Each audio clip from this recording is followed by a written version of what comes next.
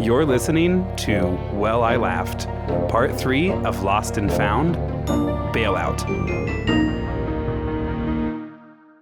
Hey, before we get into the episode, just so everyone knows, this is part 2 to last week's episode, so if you missed last week's episode or haven't listened to it yet, definitely go back and listen to that one before you listen to this episode. Otherwise, it's not going to make any sense. Anyway, enjoy the show. If you want to be my lover, you gotta get with the program and get to it. Yeah. It was such a sweet little interaction. So one of my coworkers is non-binary, so they use Mix as their title, so it's Mix and then last name MX. And the student comes to me and they go, you know how so-and-so is Mix blank? And I'm like, yep. And they go, so why aren't you Mix Thomas? And I go, oh, that's like a really sweet question. My pronouns are he, him. So my name is Mr. Thomas. Mr. is like usually, assigned to like he, him. And then Miss or Mrs. is like she, her. And then Mix is kind of non-binary. But that's like really kind of up to your own discretion. And I'm trying to like explain it, but not jump into the full pool because I'm trying to also like actively teach a lesson in that moment. Yeah. It's just like a quick little brain thought. And the kid goes, oh, okay. So your pronouns are like he, they. And so that's why you go by Mr. And I go, there's nothing wrong with that. Great try. Right. They're not. I mean, they are, but they're not. Like if you refer to me as they in a conversation, that's fine. But he, him is generally what I go by, which is why it's Not all gay people use they as a pronoun. I think maybe that's where you're getting caught up on it. You can be gay and not have they as a pronoun. And the kid was like, okay. And I don't know if it was an okay as in like, okay, that all kind of comes together, or okay, I've now asked more questions and I'm less certain than I was before. It was sweet and I'm glad they feel comfortable enough to talk to me about it. Yeah, man. So works sweet. Yeah, works I love great. that. I feel like when I was in high school, I just did not have a full grasp of like non-binary and all of that. Because there was a person in my world history class, I think, and they had, there was two of them that were really close. And I think one of them is trans now, but like was like getting there in high school. And then the other one, I'm not sure if they really understood the game. Okay. As in, like, they were figuring themselves out, yes. Or didn't know how to... Okay. Both, okay. I think at one point they made an announcement to the class that they wanted to be referred to as, like, it. Oh, okay. And we were like... And I know in my head I was probably being very prejudiced because I was like, what the fuck? Right. But looking back on it, I was like, no, that still doesn't make any sense. I mean, I'm not here to question anyone's, like, chosen identity. No. I think that's...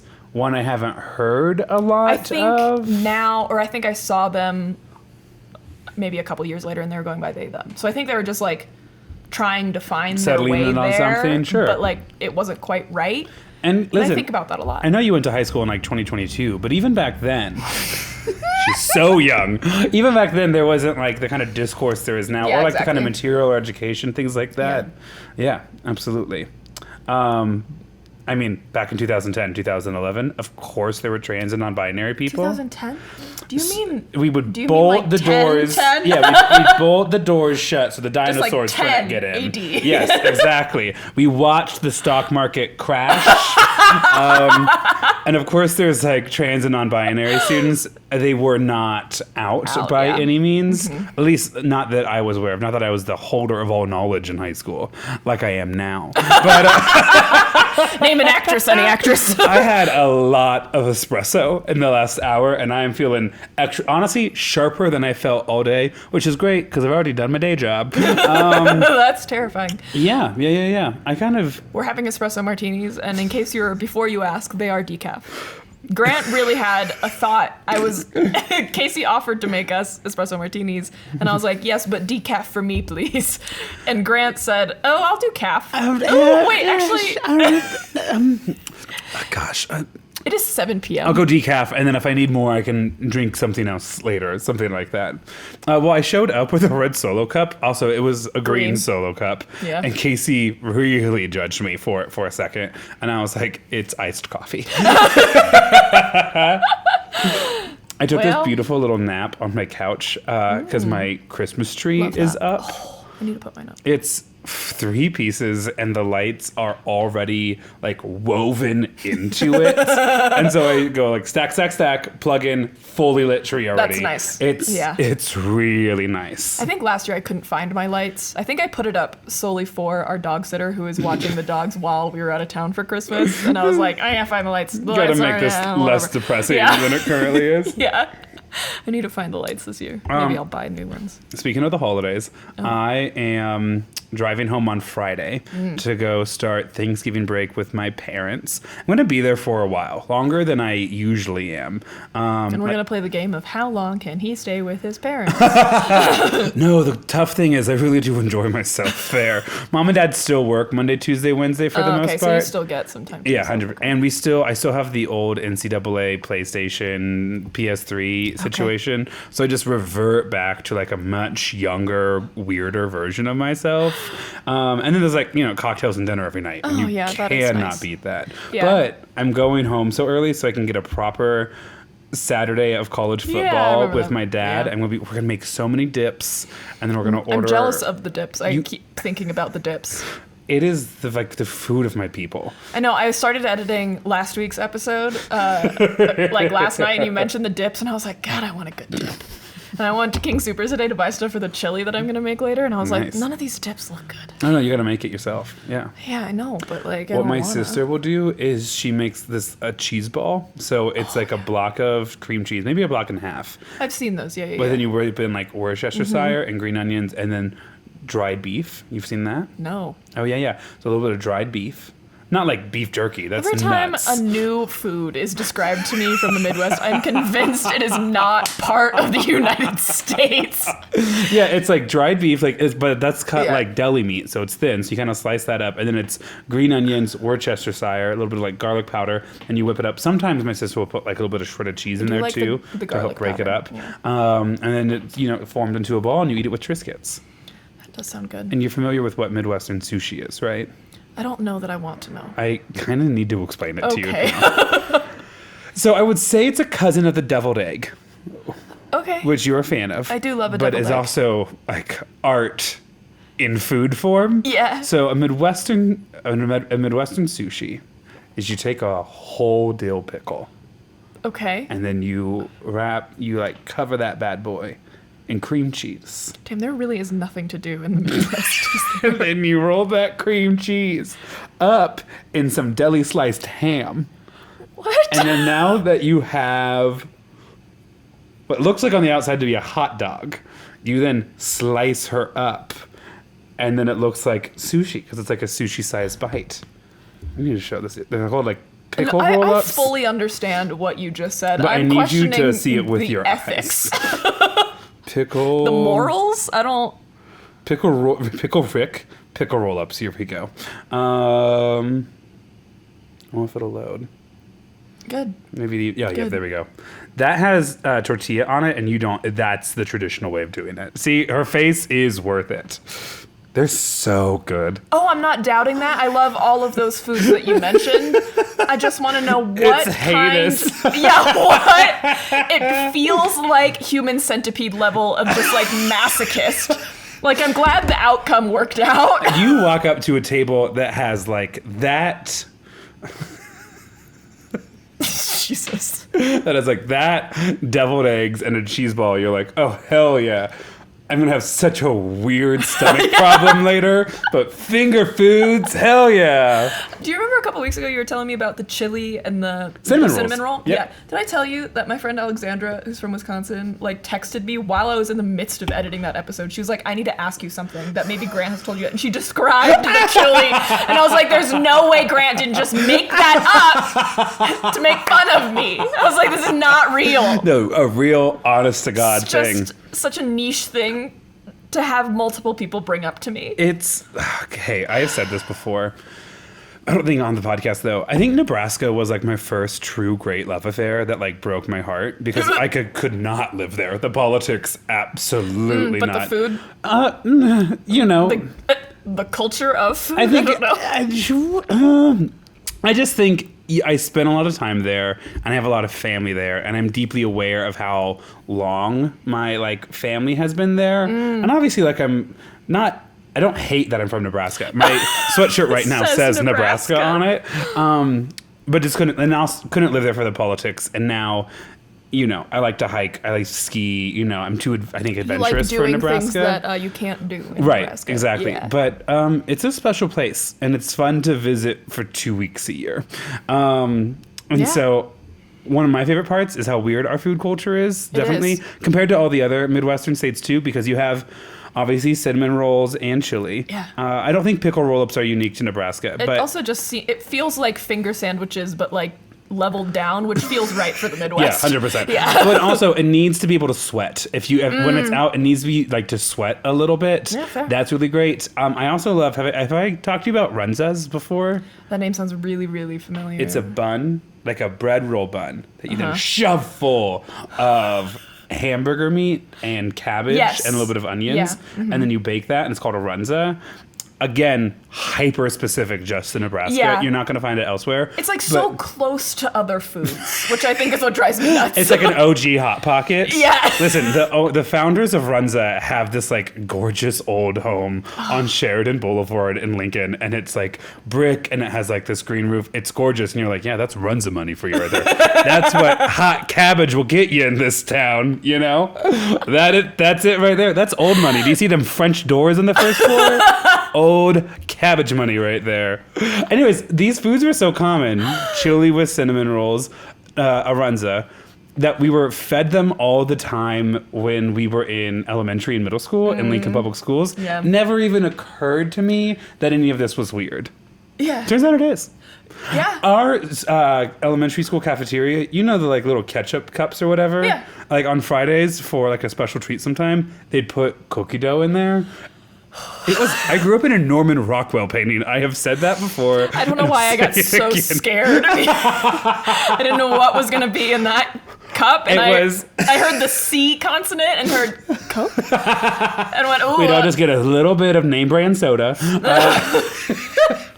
No, it's a little bit of cookie dough every Friday. I love that. Yeah, that is very cute. It was a really sweet childhood. Would never move back, but really sweet childhood. Yeah. I had other stories, but yeah, I think that was good. I think I covered it. I had a story and I completely forgot it. So, me and Casey went to a Friendsgiving this past weekend. How was that? It was good. I drank way too much red wine and also ate way too much, way too fast, and my entire body was like, "You better not." I had to like sit in a recliner for like 30 minutes. Belly out. Yeah.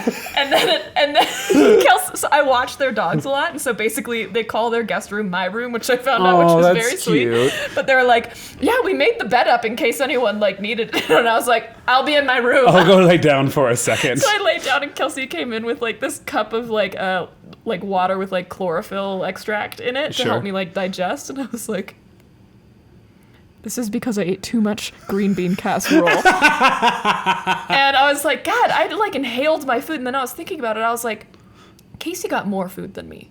Casey finished before me. And I am in pain right now. And you're telling me he's fine? He's just down there all jovial and stuff? Yeah. But the wine's probably what filled you up, all that sugar. He had beer. Yeah, I think it's a little different. I don't know. Maybe I'm just old enough now that I'm like, wine, I don't know. What do I have going on tomorrow? Things? Okay, I can't have wine. Just more straight so gin. So much more filling, though. I hear that. Okay. I just think the sugar in wine always messes me up more than like the actual fermentation of like a beer or like a liquor, things Kelsey like that. picks really good red wines, though. I Like bet it was great. I can't drink red wine usually anymore unless Kelsey picks it. Honestly, I don't know what it is. I was at Costco and I was like, I'm feeling red wine. What do I buy? And she was like, so you can get this one. This one's like a really good deal if you get it at Costco. And I've heard of this particular winery, but like I don't know if I love it. I don't know if you'll love it.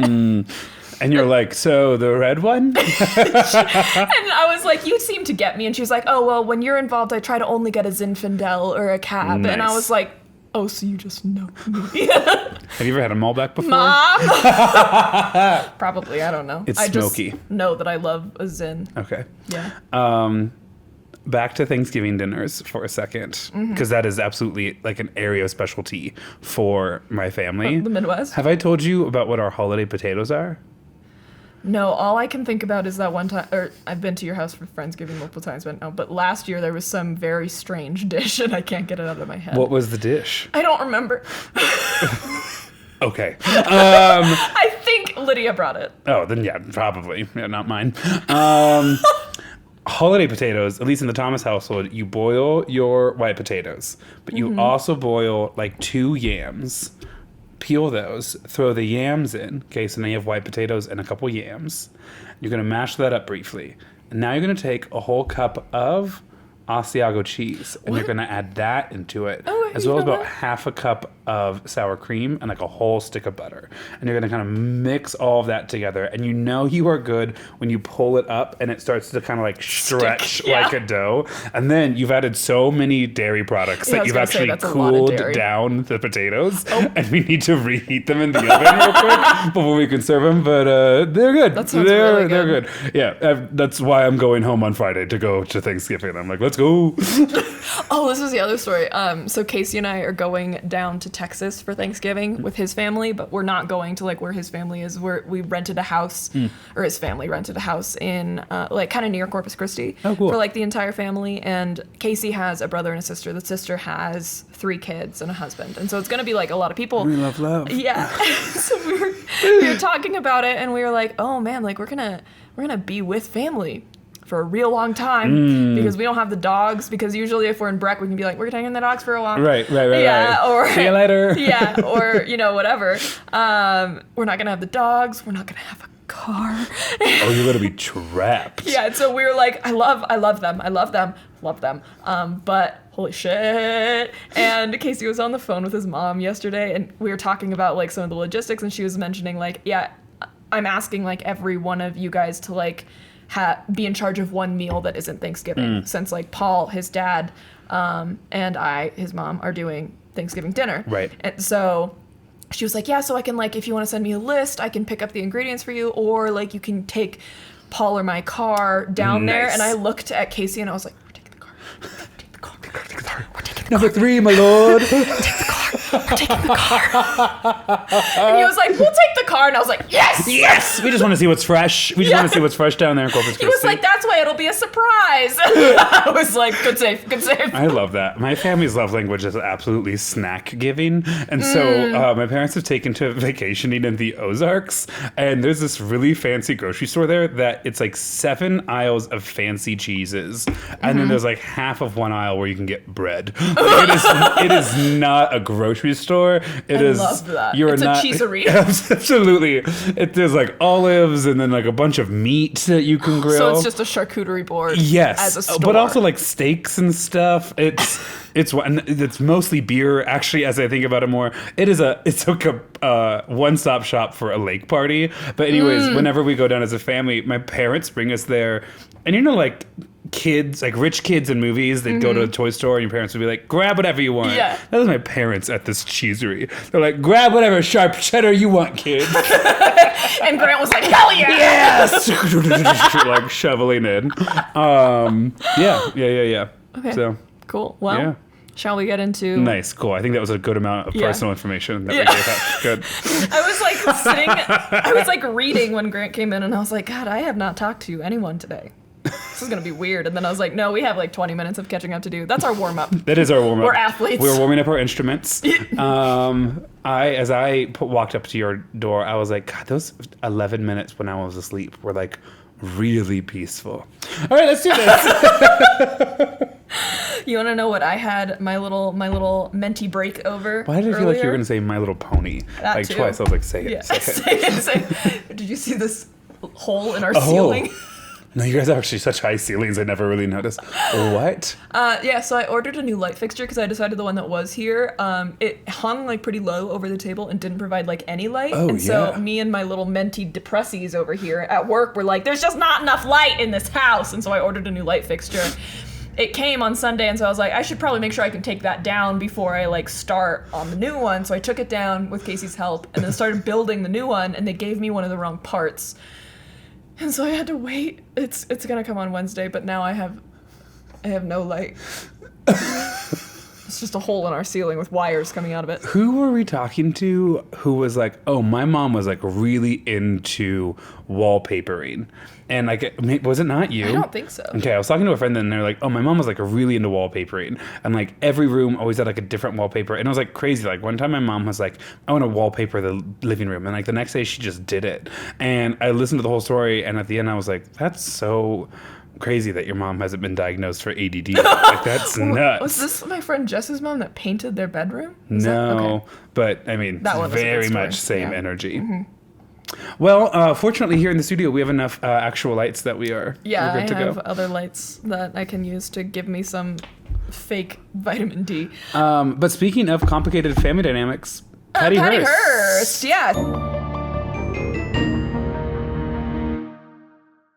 So, Where did we leave off? Where were we? yes, we left off after the fire, the FBI raid shootout. Right. And where she watches a lot of her friends yes, die. all of the rest of the SLA are in this shootout with the FBI. If you remember, Bill, Emily, and Patty were in this shootout at a sporting goods store, and that kind of led the FBI back to where the original Right. SLA was, and through a game of, I don't know, cat and mouse, but it took them less than 24 hours. Right. Unlike the San Francisco The Bay police. Area. Yeah, the Bay Area police and the FBI couldn't figure it out, but the LAPD was like, we're on it. Right. And they had the SWAT team.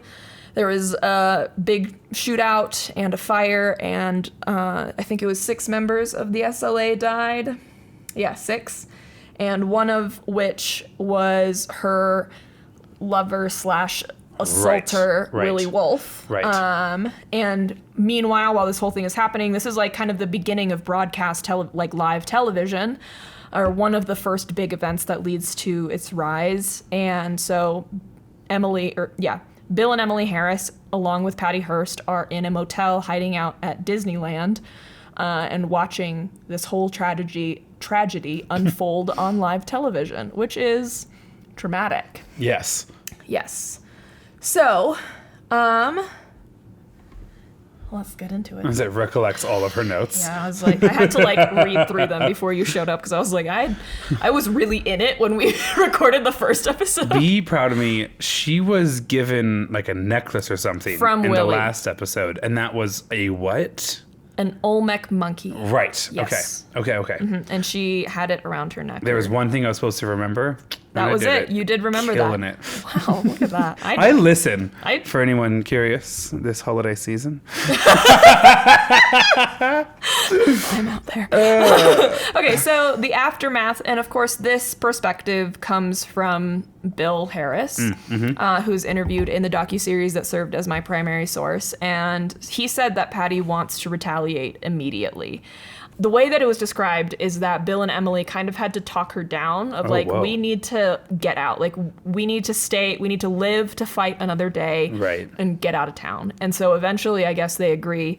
And so May 27th, which is, hold please. I am a little surprised the whole group doesn't just dissolve right then and there. Yes. Being like, well, okay. So We can't do what we wanted to do anymore. Yeah. So the Mel's sporting goods store shooting was May 16th, and then the following search and then fire was in the following days. So they lay low for a little bit, and then they head down back to Berkeley on the 27th of May. So they give it a second to cool down. And if you'll remember, Bill was pretty adamant in the docuseries that once that fire occurred, the SLA ceased to exist. And I think that's his perception of okay. it. A lot of the people from the outside looking in still call it the SLA, but he does not. Are they still living off of the money they got from the bank robbery? I think so. Wow. Okay. Because they stole like 10 grand. Yeah. Yeah. You kind of would think that as soon as you tried to use any of it, it would get like flagged in the system, like the routing numbers or something. It's all cash. Yeah, So, right. yeah. So they.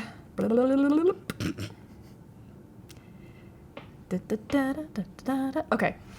They end up heading back to Berkeley, and they have an old car. I think it was probably stolen because all of the cars that they had previously were kind of associated with the right, SLA. not traced back to them. But this old car died, like basically once they got to Berkeley, and ended up kind of puttering out right near one of their friends' houses. Oh. It was super lucky for them. Yeah. By They've this gotten lucky like a couple times, especially in the Bay Area. A lot of times. Yes. And by this point, the FBI and the Berkeley PD and like everyone is like searching for Patty Hearst because Right. everyone thought she died in the fire and she didn't.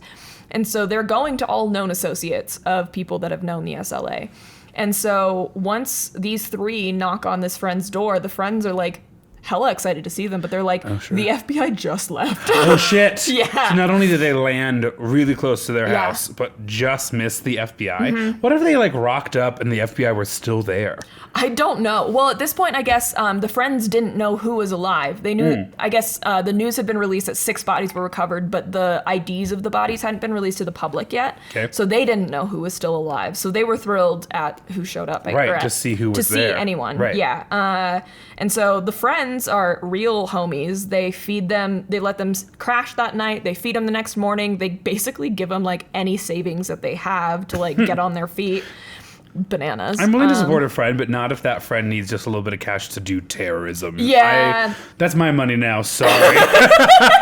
Sorry, this is all tied up and like Right. it's not liquid. It takes right 3 now. days for me to like transfer it over, and then there's like a limit It's on like how much a I can pull fee. out. Yeah, Exactly. yeah. Sorry, Exactly. man. And so Emily ends up finding them a house in Oakland, and they have to ride. But how affordable was housing I in don't the know. 70s? Because they're I always don't like, know. and then I was able to, without any worry at all, have another place to live. And it's like, what? I'm What? super unclear about how they're finding these houses because the second house that ended up getting burned down by the previous like group Right. was clearly just like someone else's home that they had just like squatted in. Do you think they squatted in it? Remember the black man and woman that were Right. in it? I think it was their house.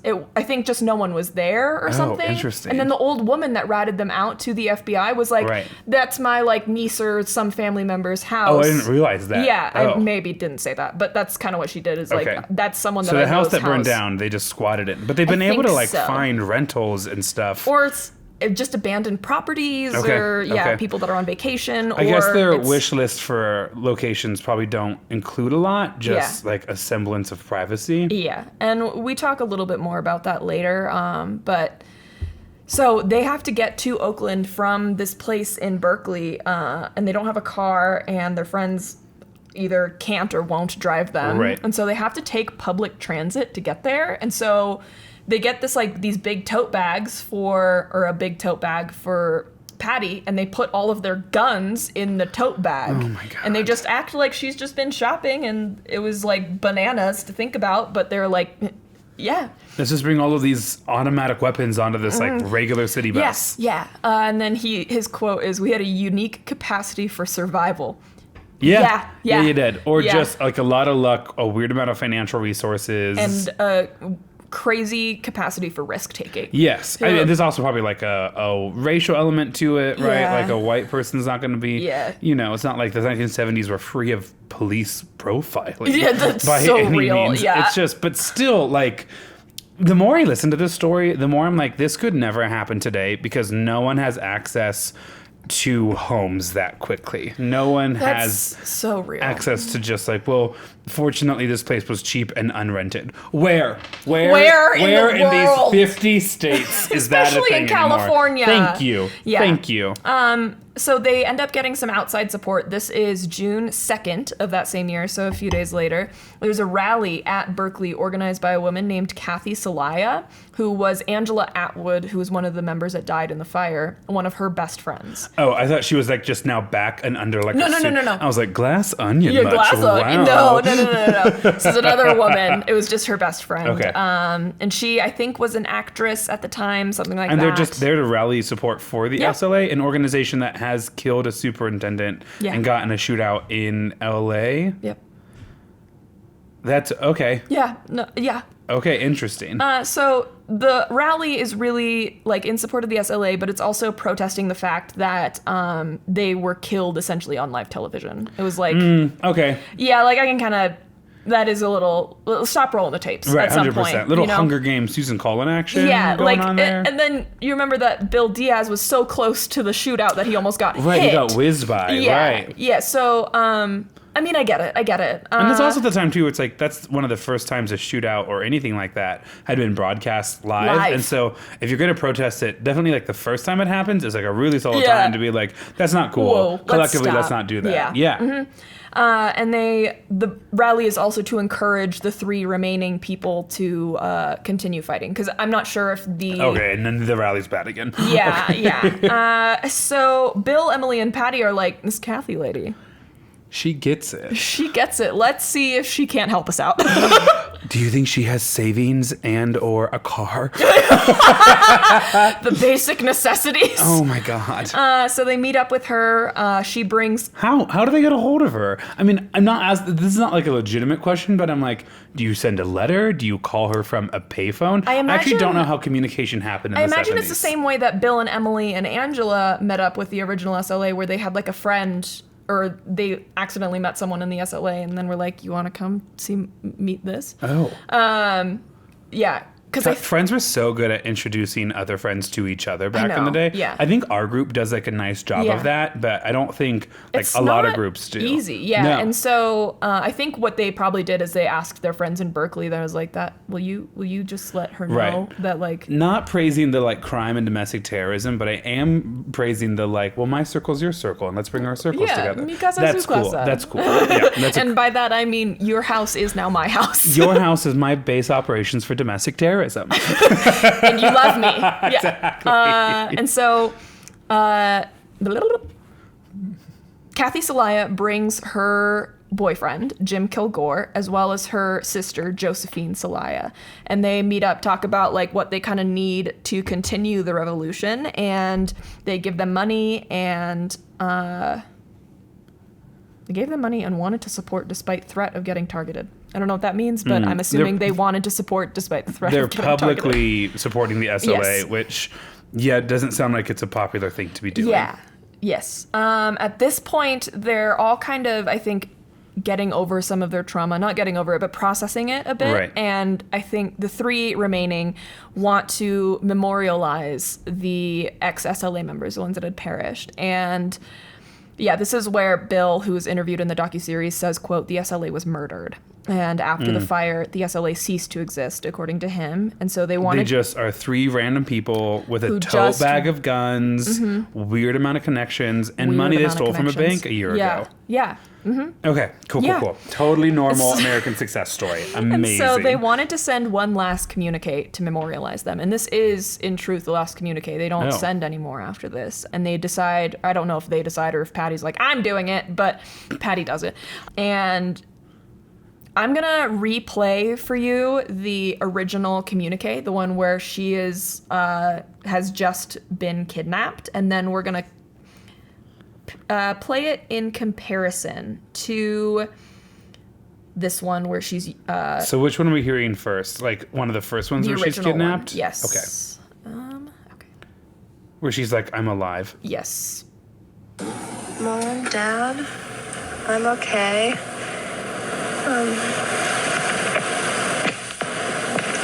I had a few scrapes and stuff, but they've washed them up and they're getting okay, and I've caught a cold, but they're giving me pills for it, and so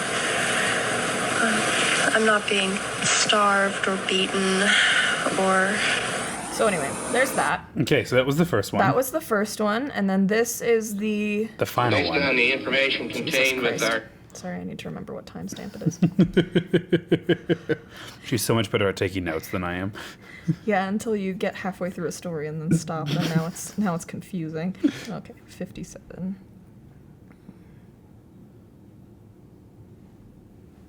Because the fascist pig media has, of course, been painting a typically distorted picture of these beautiful sisters and brothers.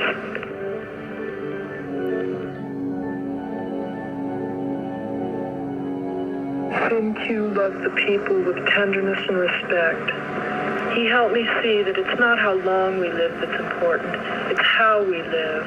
Jelena was beautiful. She exploded with... I need to find That line, it's not how long we live, but how good we live. Like, okay, live, laugh, love, mom. it's so Like, I know at this though. time it is domestic terrorist Patty Hearst Yeah. speaking, memorializing her friends who were in a shootout with the FBI. Yeah. But It is strange. a lot of pocket wisdom. Yeah, I'm not going to try and scroll through and find the specific place that she talks about Willie Wolfe, but I have a quote from her talking about Willie Wolfe. And so you can hear when she talks about Sing-Q that he's like, that's Donald DeFreeze, if you don't remember, the one black member of the SLA. So she's saying, like, he was a great man. He taught me all of these things. And that's kind of how it goes for all of the other ones, is that, like, this is who this person was. This is what they taught me. This is how I left the relationship. So Willie Wolfe's codename was Cujo. And so she says, Cujo was the gentlest, most beautiful man I've ever known.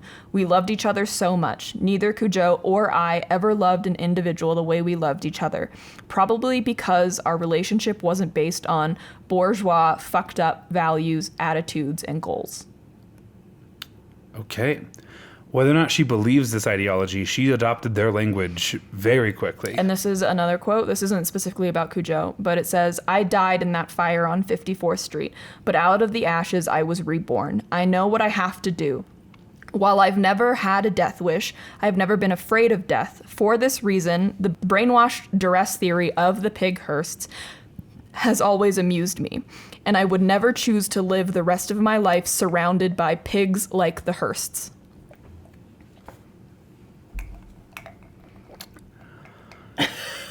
It's just... Yeah. There's an element to me, and I don't know if this is appropriate. I'm not trying to intentionally be, like, salacious here. Yeah. But it just sounds like a young person who's experiencing big thoughts as their, like, view of the world comes together. And it's like, everything is bad before one thing is good, you know? Yeah. And it just feels, and that's like a crucial stage of, like, the brain development, right? I mean, your Yeah. frontal cortex isn't even all there until you're what, like 26, 27, Yeah. 28? And you also have to remember the state of mind that she was in right before she was kidnapped. She was like, she claims later that she was depressed. She was like unhappy because theoretically her parents weren't happy with her moving in with her fiance. Sure. And so now she's like, well, yeah, society is out to get me. Right. And so, like, yeah. She's had a lot of big life events happen to her when she was 19. And as a person who didn't and won't experience something like that, I mean, the series of events that she experienced, I obviously am not positioned to, like, accurately assess her decisions, but part of me is just like, it feels, I don't know, like a young person who's lost and are trying to figure out where they are. And I think I would feel differently too if the answer that this young person hadn't come to was violence. Literally violence. She joined an organization that assassinated a superintendent over a policy decision. Yeah, and then, like, threatened violence on A bunch of other people. Yeah, a bunch of other people. Committed a bank robbery and terrified a bunch of people there too, you know? Like, there's absolutely something beautiful. And shot out, like, a completely innocent group of individuals at a sporting goods store. Right. Like, Exactly. There's, I mean, it's something beautiful about, like, self-discovery in your, like, Yeah. late teens, early 20s as you figure out what kind of principles you hold. It's a totally different thing when you are terrorizing people around you. it is crazy also to think that this communique came out June 7th. The death of her fallen comrades was the beginning of May. She was kidnapped at the beginning of February. Yeah, So that's, like, not many months at all. That's, like, what, 4 months? I think so. Yeah, so It's a radical transformation. that's a lot to happen in such a short amount of time. And then... But it's also like 5% of her life, which is a crazy Yeah. thing too. Did I do that math right? No, it's like 2.5% of her life. But still, it's like a don't whole fuck ass with percentages. percentage of her life that's Yeah. happening to her right now, you know? Yes, I think the thing that really gets me about this story is that we are nowhere near the end. How? I mean, we're, like, kind of near the end of, like, a lot of the juicy stuff, right? Sure. But she stays in this radicalized state for, like, another year. Oh, Yeah. okay. I'm curious too, how does someone walk back from a ledge like that? How does someone say that's the that question. about her parents? How does she declare that as, like, her point of view and her, like, understanding of the world? And then how do you then pretend that wasn't you. Maybe not even pretend, but then how do you let that go and go back to, like, I had the other thought the other day where it's like, oh man, I really wish I was meditating more, like I was in 2020 and 2021, and I'm like sad that I let that go, but that's so You're not soft. gonna throw your yoga app into the sea of fire. The bourgeoisie Orange Theory members are no. Okay, so she releases this communique, and what happens? That's kind of it. Like, there is a lot of time now that happens before there's any big movement from what people would consider the SLA. Okay. So this is what this section I kind of titled The Escape. So Kathy Celaya hooked Bill, Emily, and Patty up with a friend that she has who lives in New York, and his name is Jack Scott. And Jack Scott is an author and has mentioned previously to whoever that he wants to write a story about the SLA. About what's going on. About what's happening. And so he comes to Berkeley to meet with Bill, Emily, and Patty after Kathy says that she can introduce them as possibly like an escape for a little bit at the very least. And they don't interview Jack in the docuseries. They do interview his wife, Mickey. And so I guess what happened is that Jack was like, I want to write this book. And the group was like, yeah. That doesn't do us any good. We got to get out of here. What do you got? And so he kind of says, I don't know if that's exactly how they played it or if they kind of held the cards closer to their chest or if Jack maybe was like, yeah, you're right, I'll back off for a little bit. But the conversation of the book kind of dies down until they make it to their next location, which is a farmhouse that Mickey ends up finding for them or that the family had or whatever. Yeah, dude, I don't know. All the housing was just so available in the 1970s, apparently. I don't want to be in the 70s. But, I know, would love some of that housing stock. Would love some of that housing stock. Oh my God. And so, Jack and Mickey agree, like, we'll get you out of here. We'll find a place for you in the East Coast. I think it's clear to both of them. I think they're both slightly older than the rest at this time, but it's clear to Mickey, she's like, they were clearly traumatized. Like, they were not okay. And, like, super fucking fair. Yeah. So Jack says, yeah, you can come, but you can't bring any guns because I'm not putting my family at risk like that. And apparently this was a big sticking point, but this group has no ground to stand on. Sure. Like they're desperate. It's their only lifeline. They need to get out of here. Like, you can say, I'm not doing this unless you let me bring my guns, but, like, you're going to do it, right? Right. Push comes to shove. It's like, okay. And so they escape to the East Coast, and the whole crew kind of decides that it doesn't make sense for all of them to escape there together, regardless of if they're traveling with other people. Everyone is looking for groups of 3 traveling at this point. And so Patty, they're going to go and get them all separately. Okay. The 3 of them. So the first one to go to the East Coast is Patty, and she goes with Jack and Jack's parents. And they're going to road trip back. And Jack's parents are cool with all of this? Yes. Oh, okay. Right? Some really cool and supportive parents. Yeah. And so right before they get on the highway, Jack's dad pulls over and tells Patty, look, you can just go home. Like, there's no one here right now that is forcing you to do anything. I'm not forcing you to do anything. Right. I can take you back to your family. I can take you anywhere you want to go. Just say the word. And Patty looks him dead in the face and says, get back on the fucking road and start driving. Oh, so super gracious. Super gracious. Super chill. Okay. Yeah, definitely traumatized. Yeah, but, like, she's very much like, no, I'm not fucking interested in not being a part of this. Like, I'm in this now. Right. Yeah, so, and then after Patty gets to the East Coast, she's kind of under the care of Jack's wife, Mickey. And so Mickey has some tales about what it was like kind of taking care of Patty in this time. And Jack goes back and gets Bill. And then one of their other friends goes back to get Emily. And they stay at a rented farmhouse near Scranton, Pennsylvania. And basically this entire time was them, like, going through therapy together, I guess. Yeah. They have a lot of room to, like, roam and walk freely and like, think and talk and cook meals together.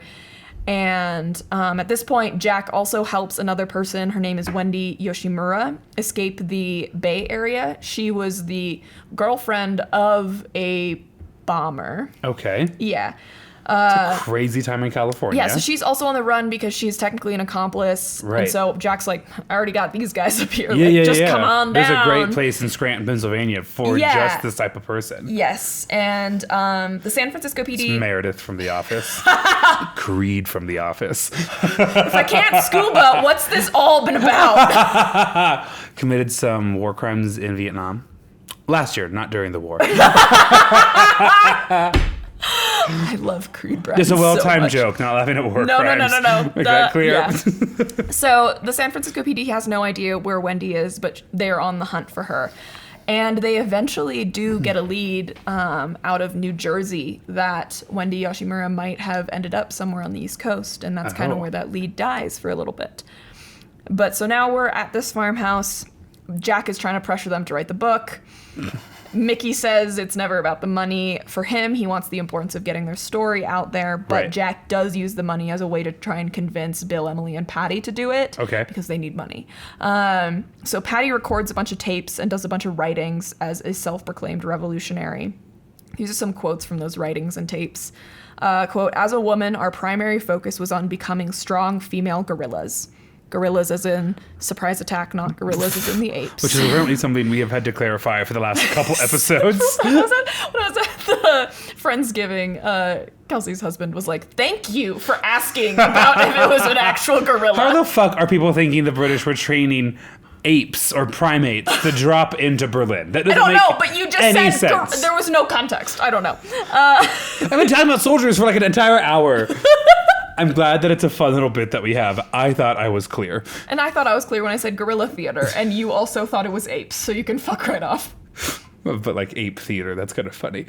Apes attacking people in silence. Gorillas in the dead attacking of night. Adolf Hitler is actually a really funny really fucking idea funny. to come up with. That is fair.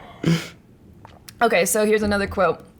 We fully realize we cannot win a revolutionary war without armed struggle. Which, like, yes but no. Right. You know, like, okay.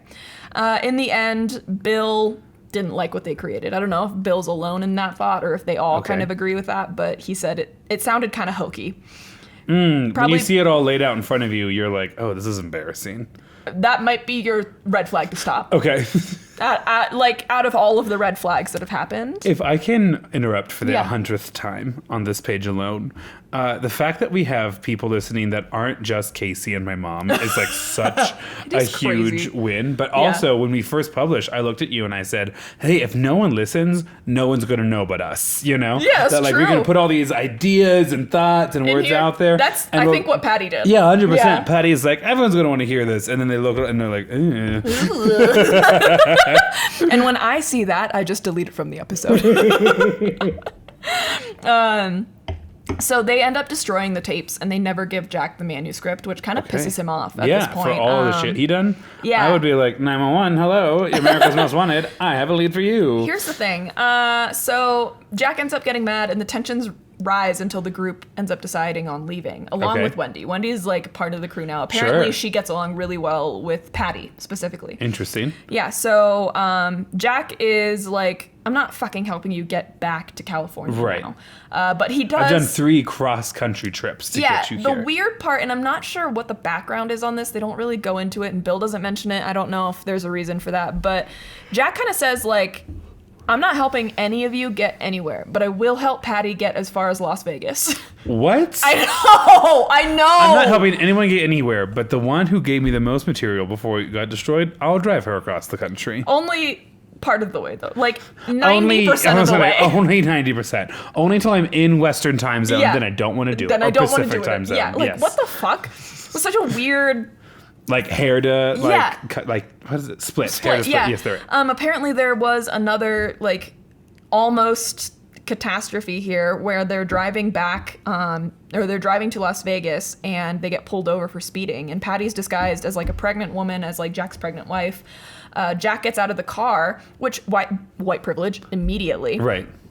Jack gets out of the car and starts talking with the state trooper about a recent football game. And the state trooper never even sees Patty. I have Gives actually, them a warning. I have gotten out of a speeding ticket. By talking about football. By talking about Nebraska football. Yeah, 100% I have. We were driving All back right. from the Purdue game in Indiana. Yeah. And when we crossed the border going too fast, we got pulled over by a sheriff and comes to the window, and all four of us in the car are like wearing our Nebraska shirt. And he asks us how the game was, what the stadium was like, and how the opposing fans were. And then we were like, yeah, you know, blah, blah, good. And yeah, we were going fast. We have class tomorrow, and we're still trying to like get home. And he was like, y'all be safe out there. Drive a little bit slower. And just like, let us go. Didn't give us a single piece of paper. That's so nice. Nebraska has some things going for it. If you are a white man who can process dairy. That's so real. When I don't know if I've told you the story. When I was in Mines in Golden one night, I was driving home super late, and I got pulled over, and I was like, oh, fucking hell, what did I do? Like, I don't think I was speeding. It turned out like my headlights weren't on, and so it was fine. But there was like two cops, and so obviously one of them's doing like the check just to make sure that I don't have any like contraband in the car. And I was wearing really tight pants that day. Hot. And so I was sitting in the car, and as I was like driving home, I'd unbuttoned my pants. The guy was like, he was like trying to like assess if I was drunk. I wasn't, but he was like, do you always drive like this? And I was like, oh no, I was just like really uncomfortable. And he was like kind of like laughed and was like, okay, just be safe next time. Turn your headlights off. I was like, this is more humiliating than getting a ticket. Let me reassure you, you, Maya, and about 82% of our listeners who are my age or younger. When we were in California for wine vacation this summer, I'm not going to say any names because you've heard almost all of them on the podcast by now, and this is a somewhat embarrassing story. But when me and several friends were in wine country this summer, we had a beautiful day. Perfect day, really. Yeah. And we get dinner, and then we all essentially waddle to the car. Yeah, and because we're all 30 plus, we all agree that as we get in, we're gonna unbutton our pants collectively, and like everyone kind of like leaves back at the same time, and have just such a pleasant drive home that we all forgot our pants are unbuttoned by the time we get back to the Airbnb. So comfortable though. Oh my gosh, that's friendship. Just so much wine and sugar, and then so much great and amazing food. Yeah, 100%. Yeah. We had a sober driver. I want to make sure that's clear too. Enjoy wine country, but always enjoy it responsibly. Had a sober driver, who I think also unbuttoned his pants because he eat a lot at dinner. But I mean, I would too. Yeah, it was and it was a moment too where it was like, wow, our lives are stable enough to vacation in a place like this, and this friend group is stable enough where we for can us all to unbutton our pants around each other. Yes, I love that. So Jack and Patty got pulled over. They end up not getting a ticket. Jack drops her off. Oh, right, Patty Hearst. Yes, in Las Vegas. And so she's kind of like chilling at a motel there. Sure. Jim Kilgore, who is Kathy Salaya's boyfriend, ends up coming to pick her up after she's been in Vegas for 2 days. Again, alone. Like, if I'm not trying to make the point that she like never had the opportunity to escape, but I am making the point that she did have the opportunity to escape, and whatever mental game is happening with her, whatever calculation she's making. Yeah, it's the escape is not on her radar. Gotcha. And then Bill and Emily end up taking the train all the way back to Sacramento. I'm not sure what Wendy ends up doing. She might have gone with them. But. Okay. So Patty is fully on her own, and she's with Jim, boyfriend of a friend who supports the SLA. Yes. Okay. And so this kind of starts the new phase of what was the SLA, the new team. And so the new team, apparently they'd been doing some stuff. I don't know if it was much while they were all gone, but it was Kathy Salaya, Steve Salaya, her brother, Josephine Salaya, her sister, Jim Kilgore, and a man named Mike Borton. Okay. And this part is kind of funny. Mike Borton is described as a very excitable person. I've been called that before. Also not great when it's in reference to a terrorist group. Oh, also super true. Yeah. Yikes. So there's only one OG member left, and it's Patty Hearst. Patty, Jim, and Emily. Oh, Patty, so it's a Bill, group and of Emily. 8 now. Yes. So the numbers have really rebounded again. Yeah, and then Wendy also joins. Quote, the SLA was done by this point. They don't call it the SLA, but it's the SLA. Okay. Yeah. They still are trying to find revolutionary acts to kind of But right now it just sounds like a social club because they're one revolutionary... Oh, okay. So they're all set up in Sacramento. These guys are all together. And this is a quote from Bill. Bill and Mike Borton are the only two members that are interviewed in the docuseries. Mike Borton's the excitable one. The excitable one. Okay. And he looks like the excitable one. Okay. He's like kind of a wiry dude. He's like maybe in his like 50s, 60s I teach now. public school. I can envision Mike Borton as a young man. Yeah, he has like a kind of wiry hair that looks hair. like he got electrocuted. Yeah, and also never been brushed. Okay. Yeah. So this is Bill's quote. It says, Mike Borton was a bit of a wild man. The first time I met Mike, he talked about wanting to do an operation while on LSD. Like, he's on LSD and he's like, in the future we should do an operation? Or he was like, we should do an operation and be doing LSD as we do that operation. Okay, the second one? Either one. Oh, okay. He just wanted to do LSD while what if we did doing drugs an and operation. crime and drugs and crime? No wonder Reagan got elected. Honestly, yeah. And then that quote is immediately cut to Mike Borton. Oh, nice. Which is just, I don't know if I was maybe a little high while I was watching it, but that transition, fucking hysterical. Perfect because then you transition. see Mike Borton and you're like, oh yeah. Nice. That's exactly who I pictured saying that. And Mike Borton's quote, I don't know if this is the first quote he said, but I had nothing to do with Patty Hearst being kidnapped. Although, it may be one of the few things I wouldn't mind taking credit for. Mike Borton's like, I'm showing up on the scene like 6 months later.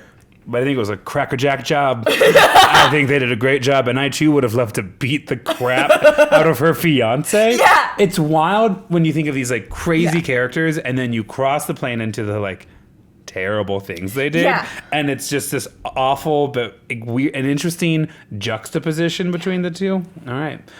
Mike Borton. Yeah, here's kind of a fun fact. I didn't go into the kind of the nitty-gritty of the kidnapping, but I did mention that Steve Weed got kind of like brutally beaten. Right. There's been a lot of names. Yeah, Steve Weed. Oh god. But he ended up being in the hospital for a week after, right? Oof. And he was pretty brutally beaten up, but from his perspective, they kind of show the kidnapping from both his and the SLA's perspective. And from his perspective, he was like, yeah, they kept fucking kicking me in the face, man. Like, why were you kicking me in the face? And then Bill was like, yeah, because Donald DeFreeze kept telling him to not look at us because we're kidnapping him. And he just had some instinct to keep looking at us. And so Donald was like kicking him in the face because he kept looking. And so it's like this very strange dichotomy of like, don't kick him in the face, but also like, it's crazy that Steve didn't even process that or recognize that because he was so like panic-ridden that he doesn't remember. Also, don't justify. Well, of course we had to kick him in the face. That's a dirtbag. That is a dirtbag thing to say, but it is like very interesting. There is a whole other thing where Steve remembers trying to run out of the apartment to get help, and Bill remembers that by the time he had been knocked out at some point because he tried to run, he got knocked out, he was on the ground. By the time he came to and actually ran out of the apartment, the SLA was gone. Along with Patty. Oh, shit. Which is like sad. And terrifying. That like your memory of events in those kinds of situations can be that far off. And just your brain is absolutely trying to defend itself. Yeah, which is nuts.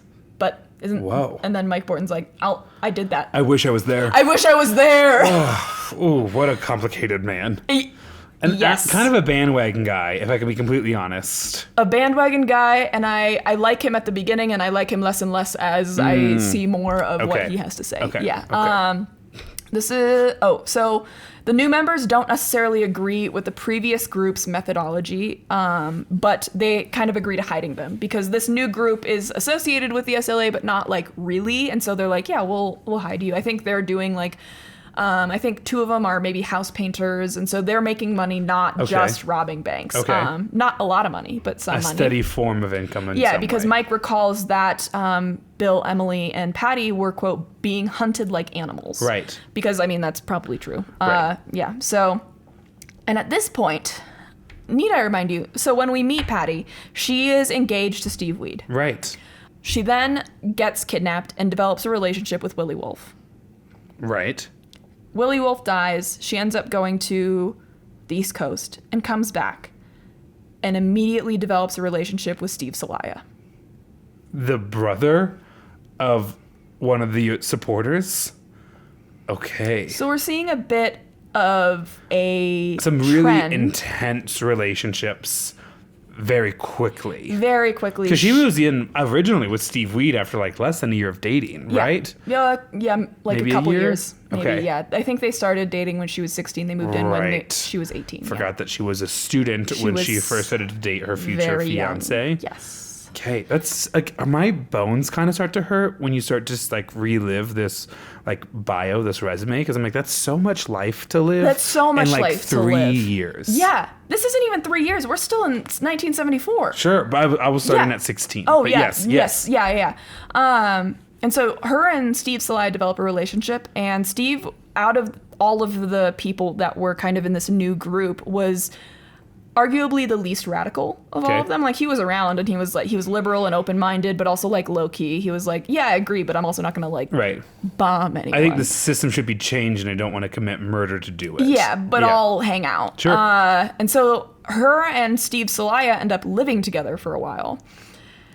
And yeah, at one point, the new group ends up meeting with a lawyer to discuss how to get the old group of people to Cuba to like really escape being hunted. Oh, okay. And at some point, Patty, A lawyer would know how to do that? I don't know. Okay. Dude, I don't know. Okay. I know a couple lawyers. About half of them, I think, could get themselves to Cuba. I don't know. I have some lawyer friends. I trust them implicitly. I don't know that they would be like, yeah, this is how you get to Cuba. Miami-Dade Regional Airport, Key West, and then boat. Okay, so Grant is the one you need to find. My history education degree has endowed me with like a love and internalization of maps. I'm thinking that they were probably asking, like, how do we hide their identities? Sure. I think. Also a great question. Anyway, but they're at, I don't know, I don't think they're at Patty's house, but they're somewhere where Patty is, and it's not clear if she's a member of the meeting or she's just in the house. But at some point, she's just like, I'll see you guys later. I'm running to the store. And the lawyer is, like, in disbelief because he's like, I thought she was brainwashed. Like, oh, like, I thought you were kind of keeping her here, but like, I kind of keep an eye on her. Yeah, like, and because everyone in and the so group. she's like, you want anything? You want anything? All right, You I'll be lawyer right back. friend, you want pizza? I'm gonna get a 12-pack. Is that okay? Is that about 2 for everybody? And the lawyer was like, okay. Oh, right. Yeah. Okay. And so Mike remembers Patty saying something like, quote, I just wish. Oh, so at this point, they're all kind of like, they're all radicalized. They're making various plans, but they're all kind of small. And really what's happening is they're all bonding at this point. And so, oh, so cute. And so Mike remembers at some point hanging out with Patty. She said, quote, I just wish someone would snatch me again and take me to New York. Like, get me out of this shit. She's Yeah. in constant turmoil. Yeah. Yeah. Because she was just turmoil. on the East Coast. She was just there, and it seems like that quote really makes me feel like she realized that once she'd been kidnapped, she didn't have to take a ton of accountability for what was happening, and so now she's like, I don't want to have to deal with this anymore. I wish someone else would kidnap me and take me somewhere else. Right. And that's kind of what that. And also that's Mike's remembrance of the quote, so it could be a little misworded Different. or whatever, but that's how that kind of feels. So now we're December 12th. We're like much later in the year. But we're not even up to a year anniversary. No. Okay. Catherine Hearst, Patty's mother, releases like this creepy ass like Christmas message to Patty. Oh, and I no. don't want to say it's creepy, but it's fucking creepy. She looks so robotic and weird, and I don't know if it's the 70s, but if you want to listen to it, I don't know where you can find it, because truthfully, I heard it once and I said, no. Never again. And so the worst part for me is that she's staring, she's like posed, kind of like sitting, Of course, very looking proper. directly into the camera, like, Christmas is almost upon us again. Oh, no. And the way that she says again really just like... It is my pleasure to address the Commonwealth as your queen. That's really what it felt like. On us again. What's so funny is I taught the kids the word provincial today. Beauty and the Beast. And undulate, but mainly provincial. Yeah, you don't want them getting too familiar with undulating. No. No, we don't. But provincial, and teaching them how to use it a smidge like an insult. Yeah. Potential. Yeah, absolutely. Yeah. My next statement just says weird as shit, and then I left that whole topic to itself. Do you know what's really provincial? What? Nebraska. This town like always. Exactly. I love how you only know the word provincial through a song from Beauty and the Beast. Yeah, does that surprise you? No, not Yeah, at all. exactly. I'm the Okay. one with the humanities major. Not at all. I want you guys to know that I went to karaoke with Danny and Tyler on Thursday, to which Grant said that he couldn't come. And then at 8:04, our reservation for karaoke was started at 8. Grant said, "How was karaoke?" In the past tense. How was it? And we were like, oh, we just got here. Anyway, I signed up for karaoke, and Grant showed up immediately after I left, and he had the audacity to be mad at me. Okay, so we need to recap a couple things. First, I had a dinner that started at 6, and so I texted you as I got to my car, how was karaoke? And you guys were like, ma'am, it just started. And then despite being dog tired and having not been home for 14 hours... You didn't have to come! I wasn't trying to ask for credit, just a little bit of credit, okay? Right. I instead drove 10 minutes downtown and then walked in my absolutely elegant pea coat and was like, hey, how's it going? And I had just missed you singing Chiquitita. Nope. Yeah. Nope. Was it Does Your Mother Know? Yeah. You know that's a duet. You know that's a duet. You weren't there, and I didn't know that you were coming, so I don't know what you want And from that's me. what I get for trying to surprise them for a thing I told them a week ago I couldn't go to. And then I told you I couldn't go. And then So you guys... how am I supposed to be like, I can't do that song because Grant might come? Yes, correct. Just like that. Just like that. Perfect. You had the words. I didn't even need to script it out for you. Does your mother know? You're so hot. Singing podcast. So anyway, like we hang out for a little bit, and then Tyler's like, I'm 3 people away, and then Danny's 4 people away, and I'd been there for 40 minutes, which was 50 minutes longer than I thought I was going to be out. And I was like, I'm not saying. I'm sorry. I'm sure it's going to be great, but I'm not going to stay. Have fun. And then I'm out. Because you stay for the song, and then you stay for the other person's song, and then you stay for like the debrief, and there's a certain amount of peer pressure for you now also having to do one. Oh, and so you I was would have like, gotten off so easy. Before Danny went on, the lady was like, and the list is closed. oh, nice. Yeah, and then Danny came off the stage, and we walked immediately out. So I think part of that was me getting all of my stuff. I like that. You, like, Danny comes off stage and you're holding your purse. And I'm in like, your bag. yes, we're leaving now, yes. Like when the dogs want to go to bed and we're Yeah. still recording and they just like stare at Like- the stairs. Exactly. Yeah. Anyway, where were we? She wants to run away from it all. She wants to run away from it all, but not have accountability. That's right. I mean, I cannot fault her for that. No, I mean, same. Babe. Listen. Same. If I could sign up for the witness protection program, would. In January / maybe early February. I mean that as like a joke, not like I want the trauma of being in the witness protection program. Anyway. I always know I'm kind of going through it when I'm like, what if I ran away to White Sands for the weekend? What if I got in my car right after work and drove 8 hours to southern New Mexico? In the grips of a mental health But crisis. sometimes it really does cure it. It did in 2020. Yeah, I mean, that's for fair. like a week. But you know, like Band-Aids. short-lived. Band-Aids. It's But it was short-lived. nice little bump of serotonin. And there's like caves down there and stuff. Oh, and a hot springs. So Patty Hearst is trying to get to New York and out of her situation now. Yes. She's officially trying to exit the program. And now we're going to kind of split. We're going to go back to the perspective of the people that are trying to track these people down Okay. for just a second. Before this group had left the farmhouse, apparently it was like they've left so many places at this point. It's just part of their, like, I don't know, process to kind of spray everything down with like Clorox and Okay. like just make sure there's no fingerprints on anything. They like clean house. Like there's no trace left of them. Sure. No fingerprints that can be found of anything. However, Wendy's fingerprints have been found at the farmhouse in Pennsylvania. Okay. We still don't know at this point how the police know that they were at that farmhouse. Sure. Info had been sent to the police from Walter Scott, who is Jack Scott's, quote, very troubled brother. Okay. He was drunk and went to the FBI. Is Jack the one that wants to write the book? Okay, we've gotten a lot of names. So the one who wants to write the book, Jack. who sets them up in the farmhouse, has a troubled brother. Yes, Walter. Okay. He had some alcohol issues, I guess, and so he was drunk, went to the FBI, and said, Patty's been in this farmhouse.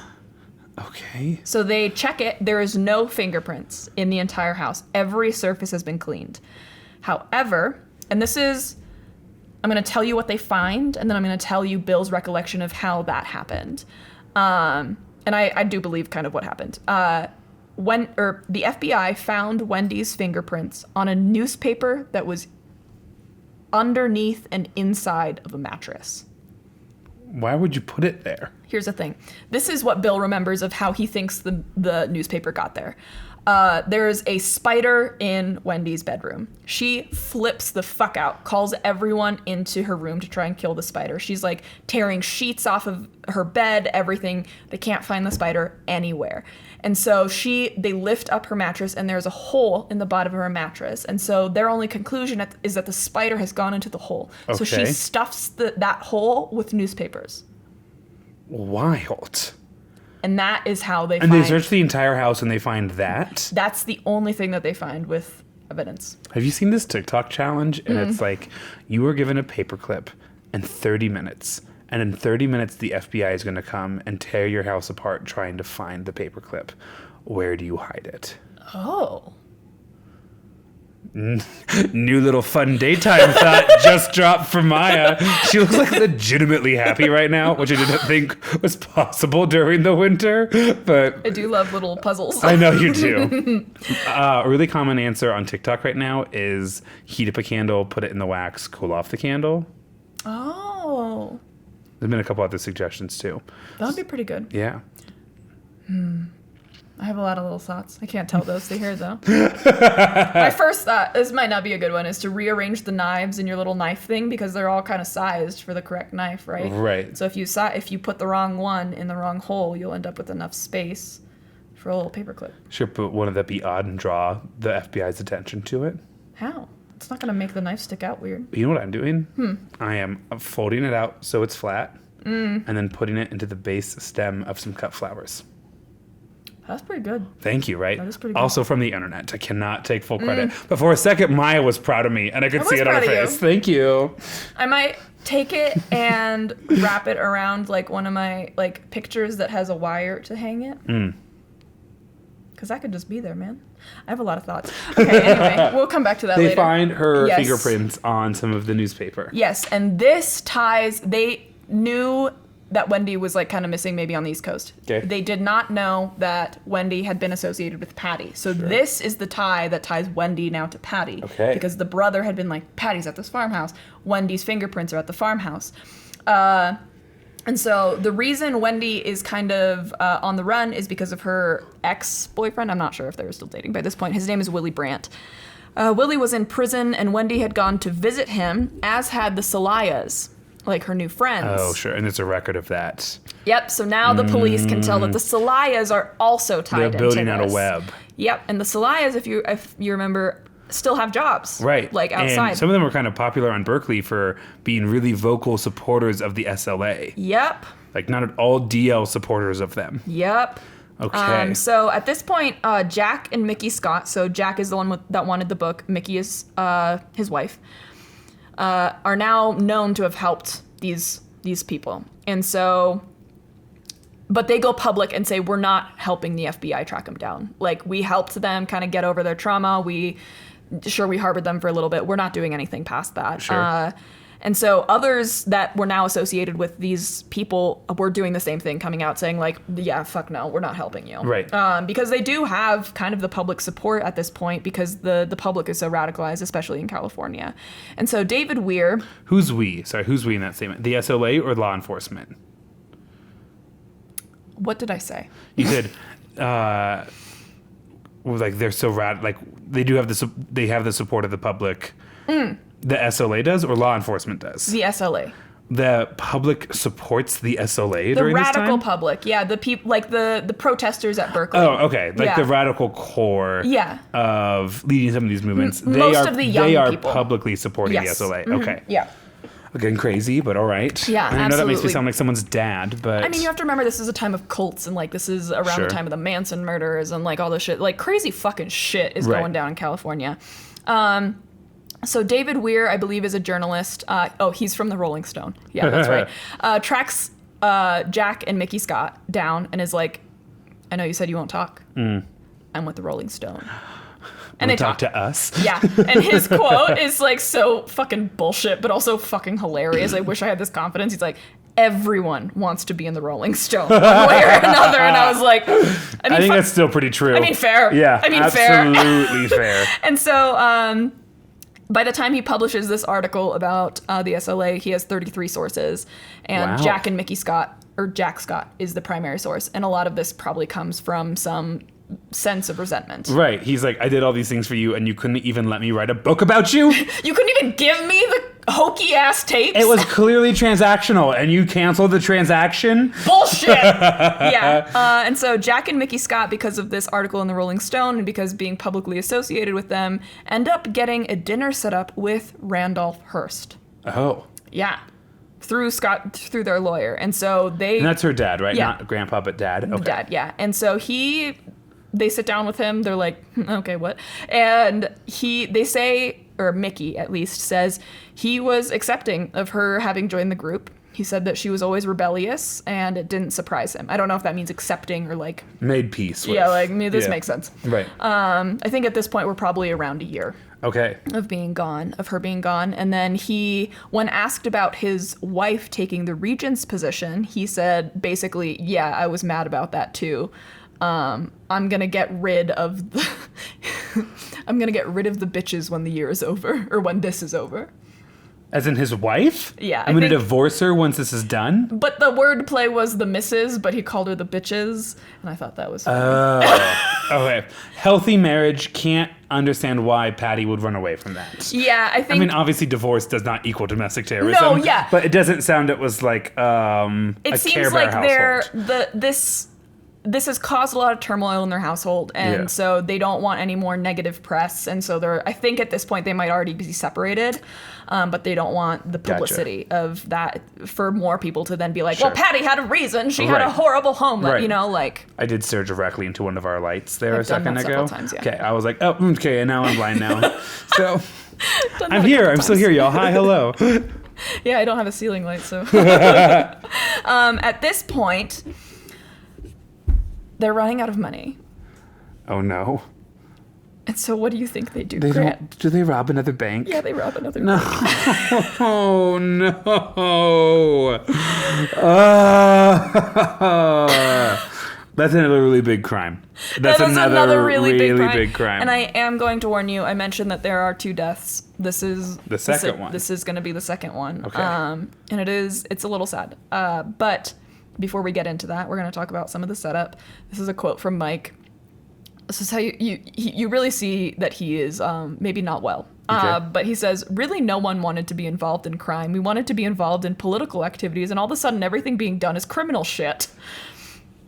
Oh, he's like, I thought we were going to blow up the U.S. Capitol, but on LSD. Oh, right. I thought I was going to blow up the U.S. Capitol and look at all the pretty colors. But instead, we're just committing, like, traumatizing petty crime at the local level. Bullshit! Yeah. And so they need money. They realize they're going to rob another bank. I don't know if realize is the right word. But they decide to find a bank with no security systems this time. They don't need to be making a statement. They're just trying to get in, get out, get some money. And so they pick Crocker National Bank in Carmichael, California. And this is April 12th, 1985. So now we are, or 1975, sorry. So this is officially a full year. Okay. More than a full year. 14 months in. Yes. This is another quote from Mike. They're talking about kind of the setup and who is going to be on the outside. Patty is going to be one of the getaway drivers, as well as Bill, I think. Okay. I don't remember who else. It's important that Patty is outside. Mike said, well, naturally, I should be the leader because I was cool as a cucumber. But no, we have to have the woman doing it. We have to make a statement. Fuck that. Emily's never been in the bank before. Okay. What a weird statement to make. You'll see why he made that in a bit, but that quote came before you find out about any of the rest of it, and you're like, okay. What? Also, still weird even with the context. Right. He's saying, like, of course a woman's gotta be doing it. Right. Like, this revolution had to push boundaries, and it's like... by the known feminists. I mean, like... Radical feminists. I'm just like, if you don't want to be committing crime, and you do want to be doing revolution... I know you're not supposed to try to make stuff like this make sense, but it doesn't stand up to anything. Yeah. So there's a lot of discourse about who should lead. Of course, now everyone wants to be going into the bank, and they end up settling on Jim, Mike, Emily, and Kathy. So mostly all new members except for Emily, who's going to be leading it for some reason. Okay. This is where we meet Myrna Opsahl. She is our victim. I'm warning you now. One of the members of this team that goes in even holds the door for Myrna as they're like walking in. Myrna is a church clerk who would count the Sunday offerings and take them to the bank every Monday morning. Myrna had a large old style calculator, and once the robbery began, she wanted to put it down. And Emily accidentally left the safety off of her gun, and when she's threatening Myrna, shoots Myrna.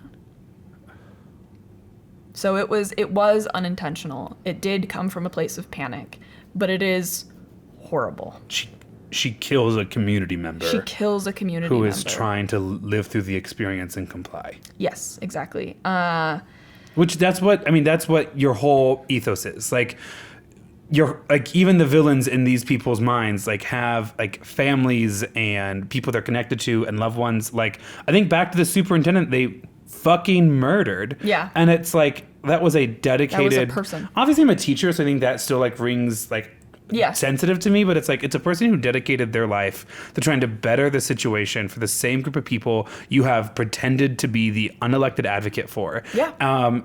And the only people they're hurting, the only people who end up hurt at all are people community. completely detached from any of the sources that they're angry All about. Ronald Reagan is doing is sitting and shitting on them Exactly. on TV. Like, he's not doing anything. They're empowering the politicians. Yeah. They have done like kind of nothing to hurt the Hearst family. Yeah. They have taken out literally zero law enforcement or FBI agents or anything like that. Exactly. Honestly, if anything, you've diverted the Bay Area Police Department from catching... like the zebra killers. Yeah, the serial killers that are going on. And now you have murdered a second person. Yep. That is... And it's hard to watch this part because obviously Myrna's not alive anymore, but they do interview her son, who becomes kind of a big advocate for getting justice for her. Yeah. But he talks about like one of his last interactions with her. He's talking about how he like was mad at her because there weren't enough pens in the house, and she was like, "I'll make sure to get pens." And so he's like, it's very hard to kind of watch his recollection of events. Sure. And this bank robbery, the witnesses have very different testimonials from it as the first, the Hibernia bank robbery. If you'll remember, those people were like, yeah, they had guns and you could tell they were like willing to use them, but like no one got hurt. Right. They got terrified. And then that was essentially it. Like the security guard kind of got demobilized, as far as I know. Like obviously I might be wrong, but in this case, they also interview a teller, I think, at this bank. And the witnesses say they were yelling, screaming, cussing, pistol whipping. Someone beat up a pregnant woman who ended up losing the baby from either stress or from being beaten up. Yeah, the assault. Yeah, Myrna ends up dying just because of the wounds. Like, does she die at the bank or on her way to the hospital, or? It's unclear. The really what a terrifying way to the go. really heartbreaking part about this is her husband is a surgeon, and her husband is the one that receives her in the ER, and he essentially has to be like pulled off of her once everyone else realizes that she's passed. Yeah. Yeah. Okay. Yeah. So this is clear. This is gonna be like probably the saddest part of the story. Is this the big fuck up that finally gets them? No. Okay. There are some other fuck ups. No one gets seriously hurt. I don't think, yeah. But it's clear in the interviews with Bill and Mike that this doesn't solve anything. This doesn't make anything better. But it's clear that this incident really still haunts Bill, especially. Sure. He's not even in the bank. And you can tell there is an effect on Mike. He's a lot harder to read. I'm not going to lie to you. So it's kind of hard to see. Bill, he's like pretty well spoken throughout the whole thing, but there's a few moments where he gets like riled up a little bit, where you can tell that either he doesn't want to answer something the interviewer has asked, or like he's actually like emotional about it. And this is one of those moments where you can tell that he's emotional about it. And he says, "We've all lived with the death of Myrna Opsahl. It being an accident doesn't change anything. It made us all amazingly introspective." And then this is the part that kind of like I don't know, dissuade or takes away from everything he just said. All of the like things that you're like, oh yeah. Like remorse. Yeah, remorse. It made us all amazingly introspective, but we all came to the same conclusion. We had to carry on. No, you don't. You literally don't. You've accomplished nothing. You've hurt a lot of people.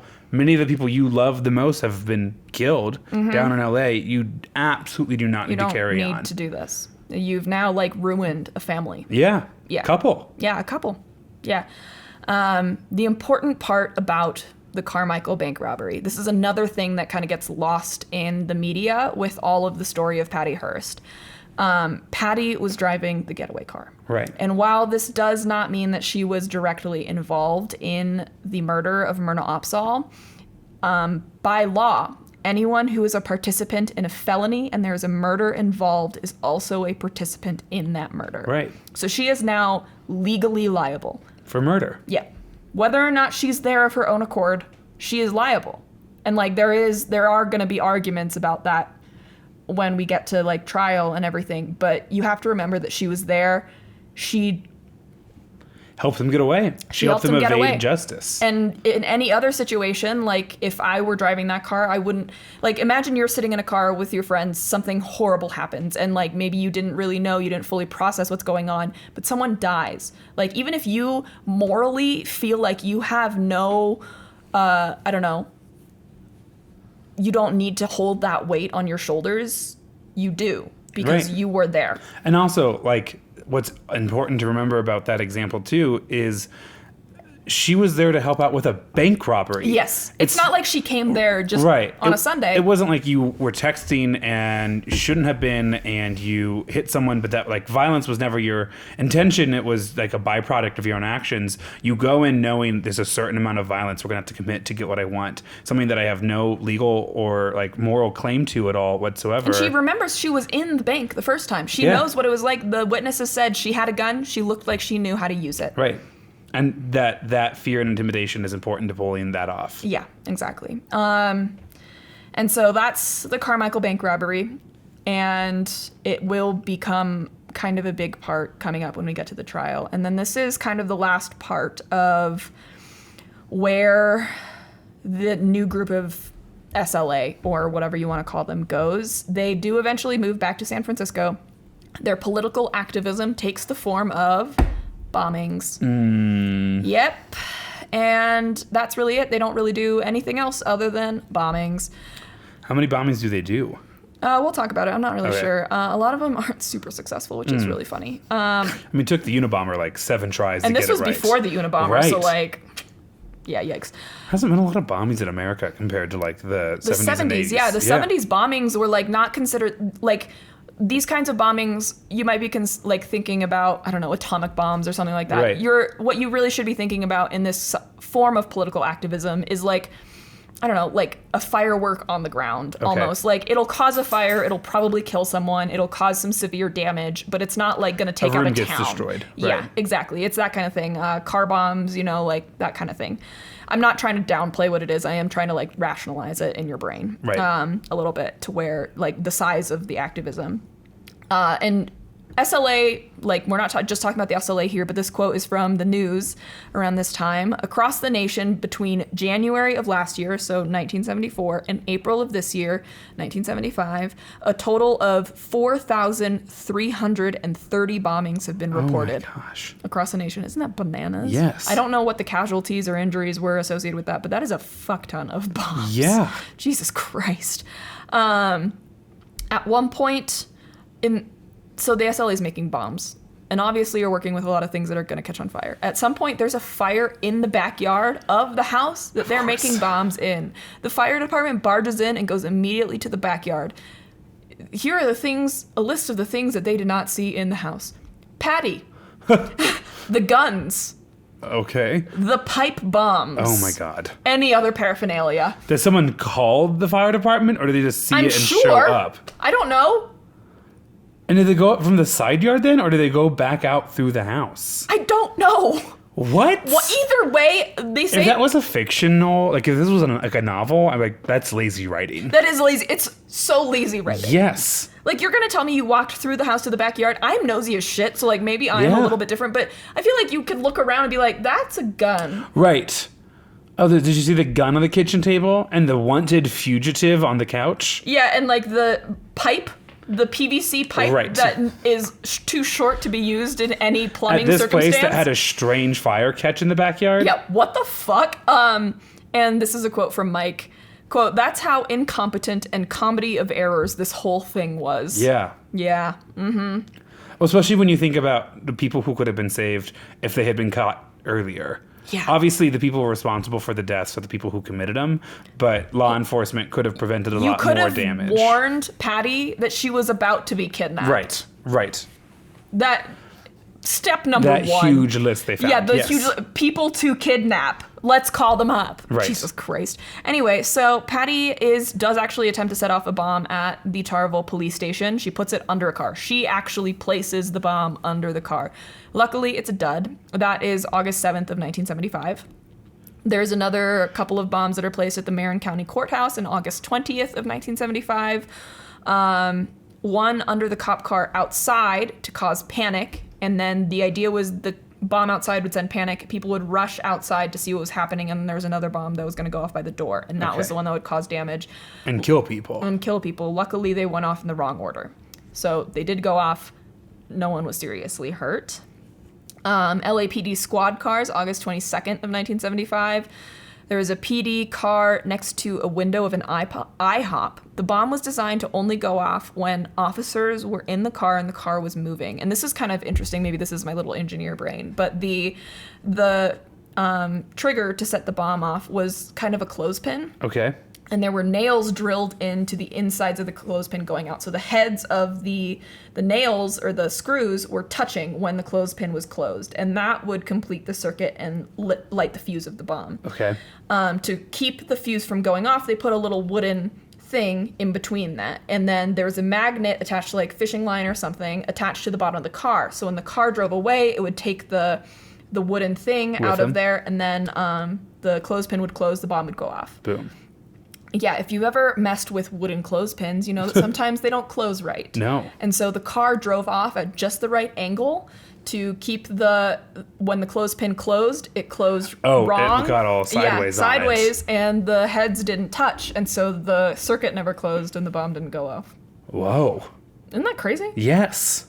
Lucky, too. Very crazy. lucky. Like, crazy that they thought of that, but also crazy that it went wrong in that way. I don't know. That was like fascinating to me. So yeah, after this bomb was discovered, the station called every officer that was out that night to see if any more bombs had been placed. And I'm not sure how many they found, but one, they interviewed the the LAPD SWAT team that was like at the shootout and fire in LA. And so as part of that interview, they were like, "Did you guys find bombs?" And yes, one of them did. It was under one of their like squad cars? Yeah, squad cars. And I'm not sure if that was intentional. I kind of don't think it was. No. Yeah. But it's crazy that the guy was undercover. So they like found this guy, and it just so happened to be one of the guys that was at the shootout in LA. And so yeah, it was clear that the LAPD was being targeted as a result of the shootout, obviously. I mean, if I were in their shoes, that's who I would target to. The docuseries interviews Adam Hall, who's an explosives expert, and he says that these were two very powerful bombs. So the bombs under the squad cars that they found, quote, "These are pretty much the two most powerful pipe bombs that have ever been planted." Whoa. They were 3-inch in diameter, 12 inches in length, and had 3/4 inch nails as shrapnel. And, quote, "It's the largest pipe bomb I personally have ever seen," is what he said. So it could cause some serious damage. Some really big damage.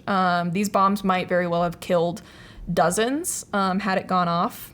And this is another point where you see Bill kind of go squirm a little bit, because the interviewer asks... Because of the amount of damage he attempted to do to civilians. Well, he claims he didn't. Okay.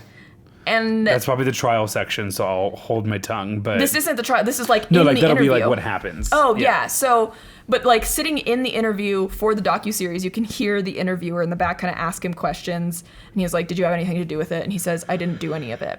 And he says, "Not that I recall. I don't recall ever making a bomb." And then he kind of giggles and he's like, "I don't know how to make a bomb. I couldn't make a bomb to this very day, and I wouldn't trust myself making a bomb." And they were like asking more specific questions, and he said, "No, I didn't make a bomb that was used against police cars in Emeryville." And then when pressed about the other bombings, he said, "I don't have any knowledge of that, and I don't have any knowledge of that I would like to share with you. How about that?" Okay. So I mean, I recognize someone's First Amendment rights to remain silent, and also that's sketchy as shit. Yeah. Yeah. And even if it was like, I didn't really do a lot of the bombings. I was more of like a this guy or that guy. It is a uncomfortable acknowledgement that the organization you were affiliated with attempted to blow shrapnel up into innocent civilians' faces. And like I said, he's very well spoken. Right. And so like seeing him make these kinds of statements where he's all over the place, it's like, okay. Okay. Your tell is so obvious. Right. This is a break from your regular stuff. Right. And so at this point, we're in 1975, August 1975. The FBI still has no fucking idea where Patty is. How? I don't know. Isn't it clear she's back in California? You would think. Okay. You would. I'm assuming they know that she's in California. They just don't know where she is. But at this point, they kind of have connected her web of friends, the Salayas, Wendy Yoshimura, the Harrises, everything. So they're trying to focus on finding Kathy Salaya as a link to Wendy, because Wendy is a wanted person. Right. And so Pat Jean McCarthy came up as a person who would be associated with both women. So they start following her. That brings them to an apartment complex in Pacifica. They're interviewing the owner, and the owner says, "Oh yeah," they show pictures of them, and they're like, of the two Salaya guys, I think, or Jim and Steve, and they're like, "Yeah, they're my painters. They're working in this apartment today." And so it's Jim Kilgore, Mike Borton, and Steve Salaya, and he also knows of the Salaya sisters, and so they're tailing them. The painters that they're tailing leave Pacifica and go to Moore Street, and at this point they're watching, and they see the Salaya sisters are there. And so they finally know where the Salaya sisters are there. And one of the FBI investigators has a friend at the electric company who's a retired FBI agent, and he calls and asks if there's any unusual activity on Moore Street. And he's like, "Oh yeah, there's a guy at 625 Morse that's stealing power," which is bananas to me. So they're like, "Oh yeah, that person's stealing power, but like, it's not in our jurisdiction." Not a huge deal. Yeah, what? Can I do that? Because power's expensive. And so they follow them from 625 Morse to 292 Presida. Okay. At this point, they see all three Salayas, so Kathy, Josephine, and Steve, come out of Presida, which they expected. And then Bill and Emily come out of Presida, and that they didn't expect. Bill is doing laundry in the laundromat. And this is funny to interview with him, because he's like, "Yeah, I saw this guy in a suit, and we're like kind of in a poor part of town." So that was weird. Right. And so he goes home. He's like, "I think I was just made out by the cops." And so they grab some shit and walk, like they try and run away. And then they're caught. And Bill's quote is, "Super fucking fast. Very well done." I've been involved in a couple operations. That was a well done one. He was like, "We didn't see them coming until they were on top of us," is what he said, yeah. So they were caught like on the sidewalk? Yeah, like outside of their house. That's a huge get. I know. I'm not cheering for any of these people, so No. I'm thrilled about this. I'm thrilled. I also love when Bill is like, "Yeah, that was good. He's like, "I saw it coming and I tried to avoid it. Couldn't outrun the law forever." That was good. That was good." And so they search that house to make sure that Patty isn't there. They find guns, bombs, all sorts of shit. No Patty. They go back to Moore Street, the house that's stealing the power. At this point, they see a plumber in the garage, or in a nearby house, I think in that house. They find a plumber in the garage, and they ask if they recognize any of these people, and they show pictures. And the FBI, it's Wendy and Patty that they show pictures of. And the plumber's like, "Yeah, they might be the ones upstairs." And so the FBI agent makes the decision to go to the back door, which is open. And so technically, the laws are gray area. Yeah, gray area because it's He has reasonable suspicion and reasonable suspicion, and there's nothing keeping him out. Right. And it's a warm day, so they go to the back door, and lo and behold, sitting at the table right inside, Wendy and Patty. Patty, this is another incriminating piece of evidence against Patty. Patty's immediate reaction to seeing these people come to probably arrest her is to run to where the guns are. Unfortunately, Wendy does not have that instinct, and so the FBI agent threatens to kill Wendy to get Patty to come back out without issue. Christ. And so Patty comes back out. Oh my God, though.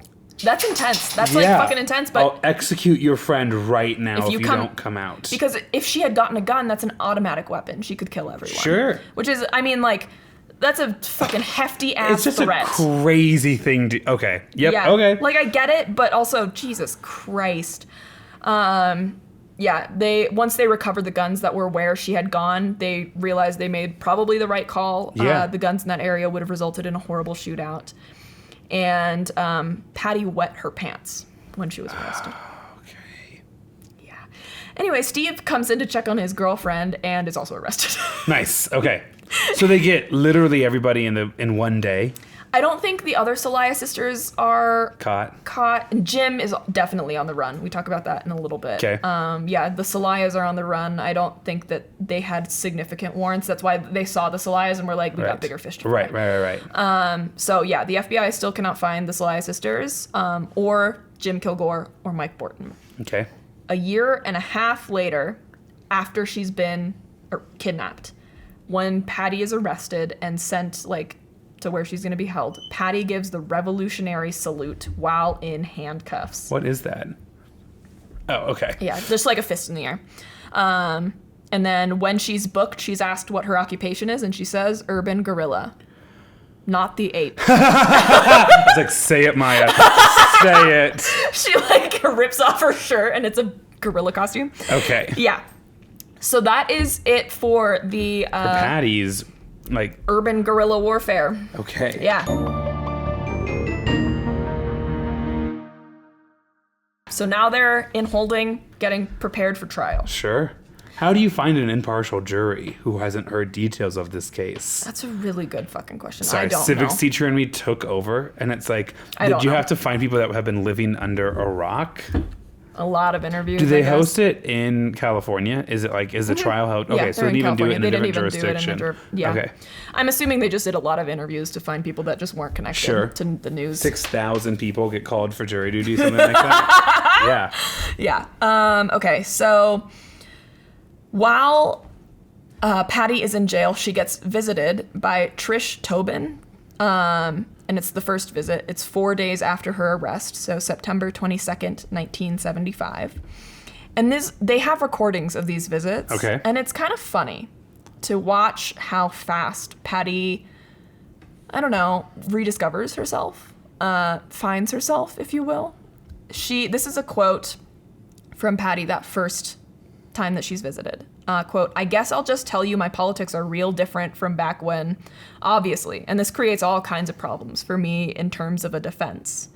So there's a really strange dichotomy in this conversation between Trish and Patty, because Trish is then... Who is Trish? Is she the just lawyer? Just like a friend, no, okay. an old friend from back in, a year ago. But Trish is telling her about how she's about to go on a ski vacation to Switzerland, and how very bourgeoisie. Exactly. Yeah. And meanwhile Patty's so my politics are weird. Anyway. Yeah. Oh. It's very She's strange. my politics are weird, but that does sound fun. I get it. Après ski, totally, for the win. Totally.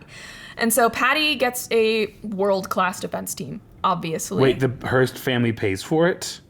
I assume so. Yeah. Fascinating. Yeah. I don't know if all families would. No, my family wouldn't. I don't know what my family would do. I think if I was involved in a murder, I don't think I would expect it. I assume they're just trying to save face, especially because Catherine, her mom, is still trying to present her as a woman to society or something. Redeem her reputation. Yeah. So anyway, she gets the two main lawyers are F. Lee Bailey. And he is kind of described as a superstar. When they're interviewing people outside of the courthouse, a lot of them are coming to see Patty. A significant portion of them are coming to see Bailey. Mr. Bailey? Yeah, Wow. because he's that good of a lawyer. Wow. However, more importantly, the other lawyer is Al Johnson, and he's the one that gets really close to Patty and is like almost protective of her as like a daughter. Okay. Or something. And the prosecution, the main guy is James L. Branning Jr., which is such a lawyer name. Yes. And welcome to the Branning Justice Center. Yeah. Right? And he's described as being very bright, but it's very obvious he's a, quote, square. Oh, he's like bright but so boring. I guess. Doesn't have that razzle dazzle like Mr. Bailey does. Like Mr. Bailey does. Hey, it's the crime of the century. And prosecutor Brady. I'll unbutton this. Do you like this, girl? Yeah. Ladies and gentlemen of the jury, it'll be the government's job to prove beyond a reasonable doubt. He's like, well, she was flashy. Did you see that beret? She lived hard, but she lived fast. That's what you gotta understand. Mrs. Hearst, did you? You know we are not on Hearst's side. No, but that's exactly how I'm that's the picturing dynamic of it all. And even if it's not, that's how the papers are portraying it. Yeah. And also, what a convenient industry for your family to own during this time is a bunch of newspapers. Yes. She's innocent, says we, the Hearst Family Tribune. Yes, exactly. So this is a quote from Al Johnson, the one that got closer to Patty as her defense lawyer. Quote, I was shocked to see the extent of emotional disturbance her captivity had caused. She was shriveled up in a chair, sitting across a table from me. You would have to be an uninformed human not to know the trauma she had been through just by looking at her. Yeah. I don't know that I can take either of her lawyers seriously, quite honestly. It's just like, they take it, I don't know. Is her defense lawyers the entire musical Chicago? He had it coming. He had it coming. Singing podcast. Again, not on her side, but like it's the opening 20 minutes of Chicago where it's like, all doom the and like gloom, and what choice did I have? And I couldn't do anything. Wow, he actually, popped his gum. Yes. Really actually falling into kind of like maybe the perfect analogy for here at the start of the case. Yeah. Fascinating. Okay. Yeah, so you can tell that Al Johnson and F. Lee Bailey still feel some level of sympathy towards her, and that is client-attorney privilege. But they're very good at their jobs, I will say. Hearst, in a conversation with Trish, tells her that she feels that Bailey is patronizing. So she does not like him. This lawyer of the century just will not ask me about myself. But she does like Johnson. Okay. She also writes very dramatic love letters to Steve Celaya. She's been dating you now said for like... Steve, and I was like, Steve Weed or Steve... Okay, Steve Celaya. No. Steve does ask to visit her, tries to visit her. She says no. It's so sad because he's interviewed in the docuseries, and the whole time he's like, I don't think... Like, she would never do this. And then... Yeah. It's like... the only analogy I can come up with is it's like your high school boyfriend, but then you moved away for college and now you've come back for the holidays. And he's like, hey, and you're like, oh, I'm embarrassed about that time in my life. Well, I might be a newly convicted felon. But this is embarrassing. But also it's like, it's the guy you versus the guy she told you not to worry about it. Yeah. It's like Steve Weed and Steve Celaya. Listen, I know I've spoken a lot about like the Lonely Hearts Club here on this podcast for a second. That is some insanely messed up heartbreak to have to try to get over. Yes. One morning you wake up and you are engaged to a woman who you think is interesting and exciting and that you met at an inappropriate age, but you are engaged to live, like engaged to marry and like live in a cute little apartment in San Francisco. And then you get physically assaulted. She gets ripped away. And a year and a half later when you're like, finally, I've been so worried about you. She's like, go away. Yeah, literally. Like, when does Mr. Weed get any closure? I don't think he does. And I have a lot of sympathy. I don't have all sympathy because, again, 16 when they met. But, like, that's a really tough breakup. And he does seem just like the kindest person. So I truly don't think he had any ill intentions with anything. But it was like, Patty, really? An insane ghosted story. An insane ghosted story. Kill it at the live show. And so she writes dramatic love letters to Steve Celaya, and she writes that she wants to keep up the fight and overthrow the government in America, which she spells AMERICA, KKKA. I mean, there's definitely like a racism problem, like a racial violence problem. I don't know if you are the most effective conveyor of that message You anymore, also Patty. actively kept police from solving the zebra killings. Right. Oh, and killed. Wasn't the superintendent Black. Black? Yeah, I think so, yeah. The first person, the first person your group killed Marcus was Foster, yes. like an important and powerful black man in the field of education. Yep. So, yeah. I mean, I don't even know if we can keep this next part, but like the definition of white allyship right there is like, Yeah. I want to say it when it's like cool and trendy and useful to For me, me. but do not ask me at all to be held accountable at all for any of the things I've done on behalf of that cause. And I'm going to dip in and out when I want to. And I'm going Yes. to adopt all this verbiage, and then I'm going to warp it so that way when I get a lot more attention, because I'm like this wealthy white girl, when I get a lot more attention for that in the newspaper than like black activists at the time, I'm going to Yep. corrupt in the public's mind the language that they've been using. Yep. That's the end of the episode. I think we're going to keep that part. I think we're going to keep that that was very well said. part. Debate coach. Yeah. So the defense team said that she, like, were kind of, I don't want to say they were controlling her life a little bit. They were trying to, like, get her to think in a certain way. And so they said that she couldn't have any contact with any of the former SLA members. Right. Which arguably she couldn't really anyway, because the only other one that was in jail was Emily, and I'm pretty sure they were keeping them pretty separate. Right. But they called this deprogramming and de-radicalization. Yeah, feels weird. Bill then says she was essentially brainwashed by her psych team and her lawyers, which is in direct contrast to the lawyers saying she was brainwashed by Bill and co. Yeah, Steve Weed wanted to see her, but she didn't want to see him. So this is a quote from the author. I mentioned him briefly in the last or probably a lot more than briefly in the last episode, Jeffrey Toobin, who wrote American Heiress. Right. And he's one of the primary sources of this docuseries that I watched. And this is a quote from him. Quote, "In the days after she was arrested, she was still a revolutionary, giving the fist salute and calling herself an urban guerrilla. But in short order, she returned to being the Patty Hearst of Hillsborough, California, the heiress herself." This is a quote from her maybe a few weeks later, maybe a month, I'm not sure, with her friend Trish. These are a couple quotes. Quote, "It's kind of fun, except that there's nothing else to do but paint your nails. Real exciting." In prison? Yeah. Okay. She then says, "I've been crocheting, though." And then later says, "But at least my mother, she came in and she asked, she was asking me about my hair, you know, like, can I change it back?" And she asked if there was a beauty parlor in here. She also then says about the trial, "Yeah, I have a really nice brown pantsuit." And Trish asks, "You do? Where'd you get that?" And Patty says, "Al got it. He has really good taste."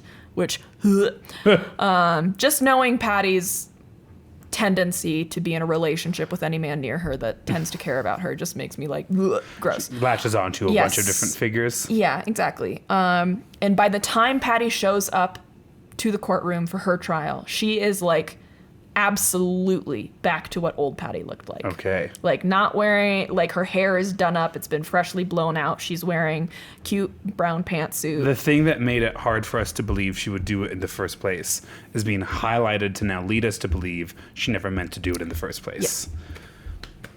Yeah. Okay. Listen, the defense team was good. So there's the trial for the Hibernia bank robbery. And this trial, kids, you'll think you'll know where it's going. Girl, you do not. Does Judge Mathis come in from the LA show?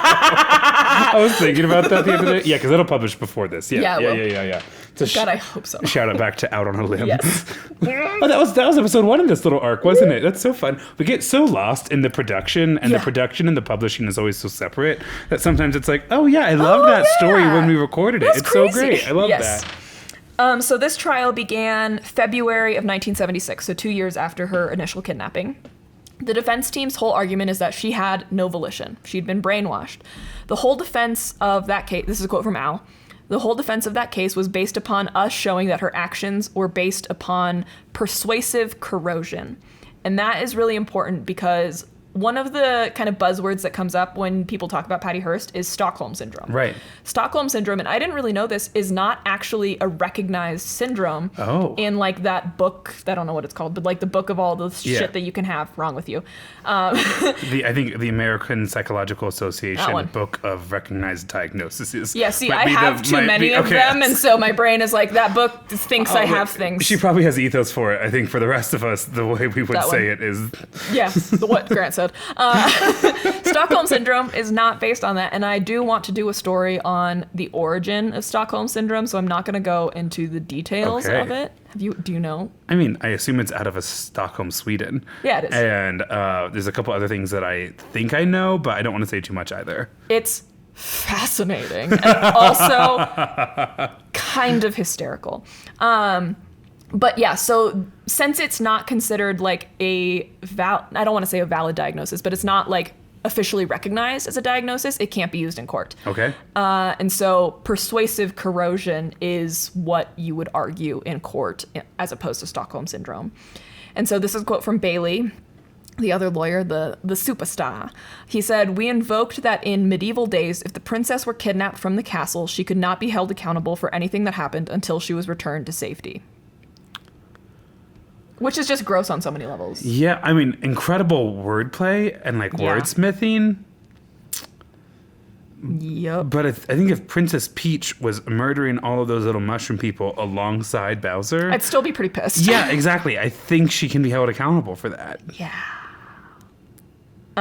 Okay. So Stockholm Syndrome, for those of you who don't know, is used to describe situations in which hostages, more often than not, women, develop feelings of sympathy and affection towards their abductors. And this was obviously based out of an event that happened in Stockholm, Sweden, where the victims appeared to have developed a sincere relationship for their captors. And once we talk about it, you'll understand why. You know, part of this almost kind of reminds me, too, of the Stanford prison experiment, where it's like they were kept in a confined space and, like, violence and power was, like, such a focus that, like, it starts to, like, justify and warp any decision in your own mind. And here's the thing, too, is that hostage negotiators often encourage Stockholm Syndrome of hostages because it will statistically increase your likelihood of survival. Oh. Yeah, which is bananas to me. But it's also like, what's the longest bank robbery you've ever heard of? Because was it a year and a half? Right. Was it 18 months? Yeah, no. Exactly. And so that's, I think, where that kind of comparison kind of falls short. But yeah, so this is not one of the first, but one of the beginning trials where psychology is really brought into it. And there's a news reporter quote that says, "During the next few weeks, it promises to be the latest example of the powerful role psychiatry now plays in the law." And so the prosecution team, we mentioned that other square guy. But there's also David Bancroft, who's one of them and is the cross-examiner, and he is interviewed in the docuseries. And the prosecution knows, obviously, persuasive corrosion is going to be the defense. Right. This is the only real way that you can argue her get her out innocence of because there's video evidence, right. Especially because this is a trial of Hibernia Bank, where they made a point of having her on camera. Yeah. Right. And so... Also, like, several recordings that she's intentionally released. So prosecution was questioning what her intent was. Defense put on 3 psychiatrists, all had a specialty in brainwashing. But per David, the prosecution, one of them, his name is Lifton, who is like kind of the SME of the SMEs of those 3, specialized with prisoners of war who come out after months and years and come back with sympathy for the other side. And there's no instances where the captives take up arms with the enemy. Right. And so that's what his kind of focus is. The defense argues, quote, her capture and confinement, their brutalization, was coupled with indoctrination. Clearly, they intended to convert her to their ways of thinking, no question about that. She had no volition. The dominance of her captors allowed for only one excuse, that she was involuntarily accepting of the point of view of her captors. And one of the other psychiatrists claims that she only kept up the Revolutionary Act in prison due to the fear of Emily Harris. However, at this point, The prosecution points out that she was nowhere near Patty at the time of those statements, and West doubles down then and says, well, that shows just how powerful her influence was. Patty thought she was there. Anyway, yeah. Because Patty's apologetic in the courtroom. Yes. Okay. Yeah. And she hasn't gotten on the stand yet. This trial, I think, is a couple weeks long, if not more. But then the argument of Stockholm Syndrome comes up. Some argue that it's fundamentally different from Patty's situation in that Stockholm Syndrome is often used to make the best of a situation. Like, people recommend victims use Stockholm Syndrome to survive the event. Prosecution says the SLA had no expertise in the art of brainwashing.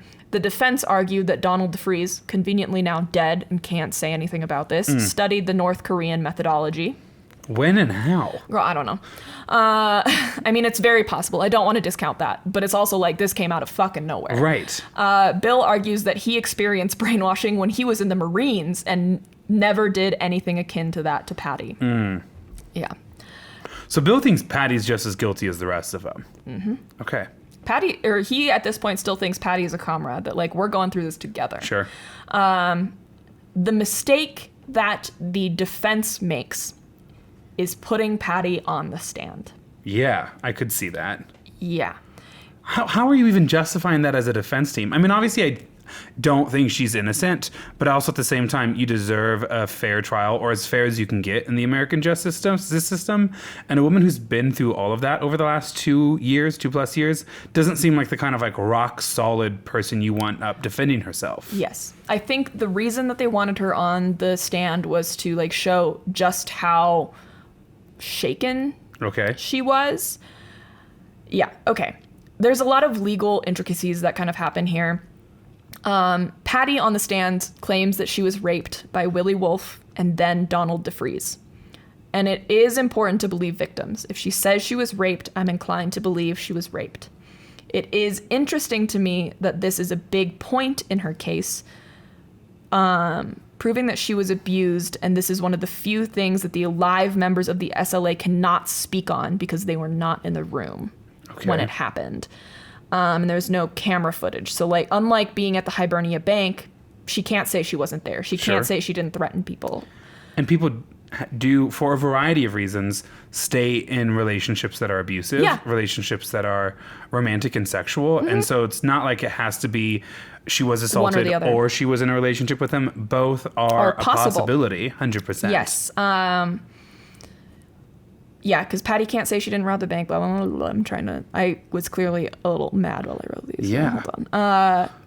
Because, like, you'd almost use that in a defense for, like, what she then did to her assaulter, but it doesn't make a lot of sense for then why you would then rob a bank together unless, like, her participation was conditioned on her physical safety, which doesn't sound like that's been something that's been. I think that was really technical, but you followed what I was trying to say. Yeah, because she makes it clear in her communique that no one pointed a gun at her. That was part of the reason that they had her on the video, to prove that she wasn't under duress. And she continues to engage in these activities long after the person who potentially did assault her did so, and she's committing similar crimes after the fact. Okay, interesting. And so it's hard to understand. I want to believe that if she says she was assaulted, that she was assaulted. I can't necessarily believe that one thing leads to the other. Right. It feels like a piece of this mural and not the piece that explains the mural. Yes, exactly.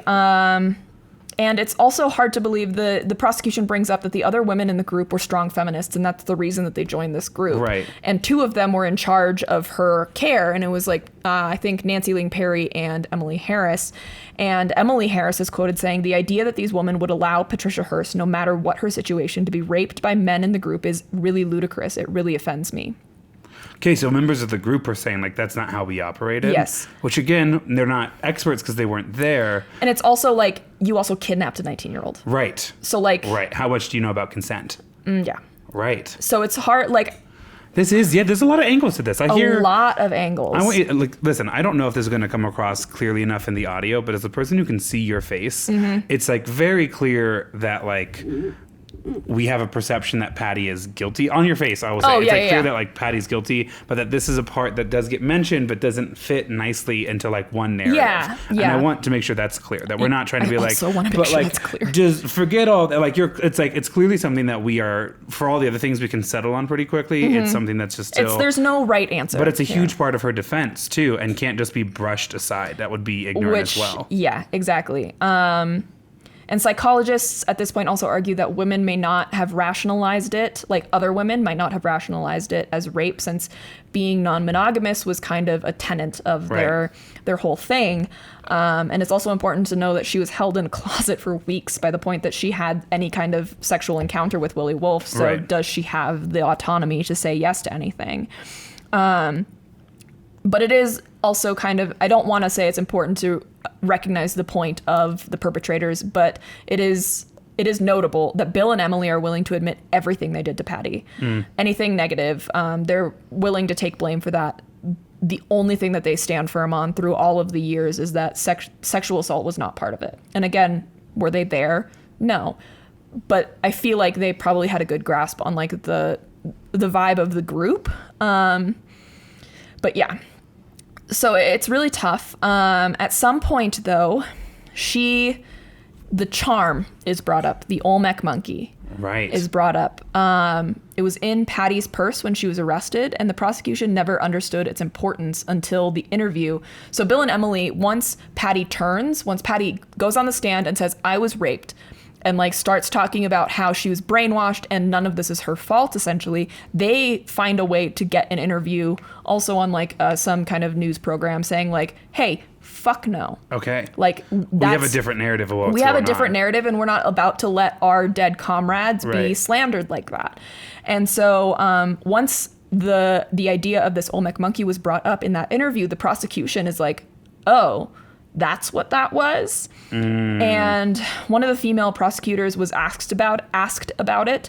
And once she thought about it, her response was, no woman would carry a token of their rapist, which I think has some merit. Again, I don't understand the mentality that Patty was in, because it's like obviously a very niche area. But I don't think it's a blanket statement you can make about things, but I understand the POV. Yeah, it's like, okay, I get rid of shit because it's traumatic, just because, it's a whole thing. Prosecution gets the necklace from Patty's purse, which wasn't evidence at the time. They also contact the LAPD evidence, and sure enough, true to Patty's communique, the communique that she releases eulogizing Willie Wolfe mentions, the pigs will find a Olmec monkey that Willie wore around his neck on his dead body. And I guess they never really did a deep dive into it. They did recover it from the scene, and sure enough, it had been found under Willie Wolfe's burned body, and it was the counterpart to Patty's necklace. And the Olmec monkey was one of the last pieces of evidence to come to the jury, which I think is important, just because juries, like, most recent information. Information is the most important. But the defense puts Patty on the stand so that the jurors can hear in Patty's own words the terror of her kidnapping and being held captive.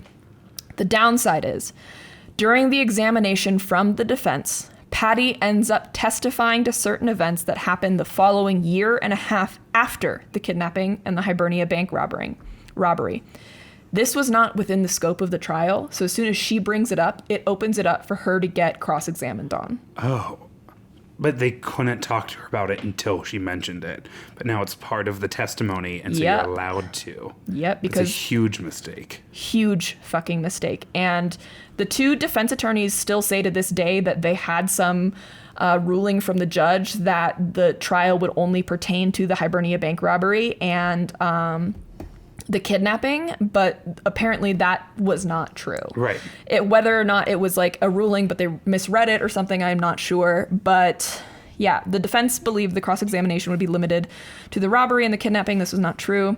Now that Patty had mentioned some of these events while she was on the stand, she has now testified on her own behalf, which also means she cannot invoke the Fifth Amendment anymore. Oh, shit. Yeah. Once you take the stand, you have to answer all of it now. Yeah, once you take the stand and you mention those things, you can't now say, well, I'm not testifying to those events. Okay. You So have to answer. Massive mistake. A massive, massive And the defense mistake. gets the choice to put her up there, right? Yeah, they did if not have to. If the prosecution puts her up there, she can just say, I plead the fifth to every single question. Yep. But defense puts her up, okay. So she's voluntarily on the stand, which now means she has mentioned the Carmichael bank robbery, which now means the death of Myrna Opsahl is on the table. Right. And at this point, as soon as that death comes onto the table, the defense team objects and tries to stop the trial. Course. At this point, Judge Oliver Carter is fucking furious. And he says, quote, "Nobody made her take the witness stand. You opened this up." Right. And then he turns to Patty and warns her of future punishment for contempt unless she responds. Oh, shoot. Okay. Upon cross-examination, the defense advises her to plead the fifth. Judge demands is that she answers. Right, So that she can't anymore. she kind of has to just like say, I don't want to answer that. Sorry. I don't want to talk about that. Yeah. For our non-U.S. friends, the Fifth Amendment just means... Right, sorry. Yeah. I also teach civics, so I think for Yeah. a good portion of our U.S. friends. Yeah. So if you've listened to episode 9, it covers Miranda rights in the Perkins operation. And Right. the Fifth Amendment is highly a part of that, which is just like you can't ever kind of be forced to...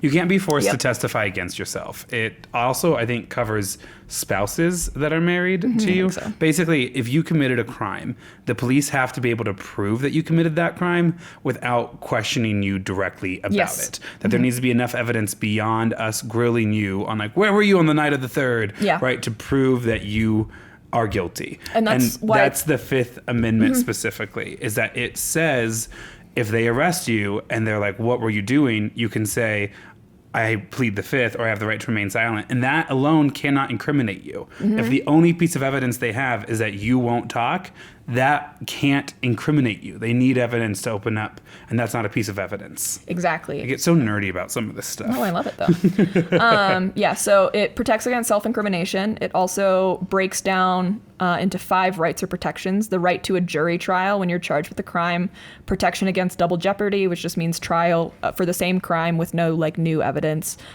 protection against self-incrimination, the right to a fair trial, and protection against the taking of property by the government without compensation. And while you can choose to not answer a question from the police and it can't incriminate you, if you do plead the fifth on the stand, the jury is going to take that into account when Right. they're considering their verdict. And juries don't love it when a witness takes the fifth. Right. It almost always means that the witness has something to hide. And Patty... It does not look good on you. Yeah. So Patty had to kind of argue with the judge that the judge was like, you can't plead the fifth. And she was like, okay, well, I'm not answering that. And that whole thing happened 42 times Oof. In front of the jury. in front of the jury. A jury that probably has heard a little bit about her already. Yep. It's not like she's a no-name store clerk or like bypasser or like witness. You know, it's not like she was like just Yeah. some low. She was a high-profile. Yeah, and theoretically, the trial's going well for her before. She was Right. like, I was the victim. These are all the things that they made me do. I was sexually assaulted. And then suddenly, when asked about this other bank robbery, she can't or won't answer anything. Right. There's a court transcript of her, or like a court recording where the prosecution is asking her to look at some documents in front of her. And she's like, I won't do that. She's like refusing to even acknowledge that there are papers in front of her. I don't know what was on them, but clearly it's not fucking good. Right. Yeah, so the trial was 8 weeks, which usually means a jury deliberation is going to be pretty long. Right. Jury deliberated for a day and a half. Oof. Jesus. And returned a verdict of guilty and gave a 7-year sentence. Guilty for the Hibernia bank robbery. Okay. Yes. Okay. Yeah. That's the only thing that was on trial. But Patty, I guess once this verdict was returned, turned to her lawyers and said, did I ever really have a chance? Which, like, Yes, you did. Yeah. You really fucking You had did. about every tool in the toolkit a defender can have for being infamous that long. yeah.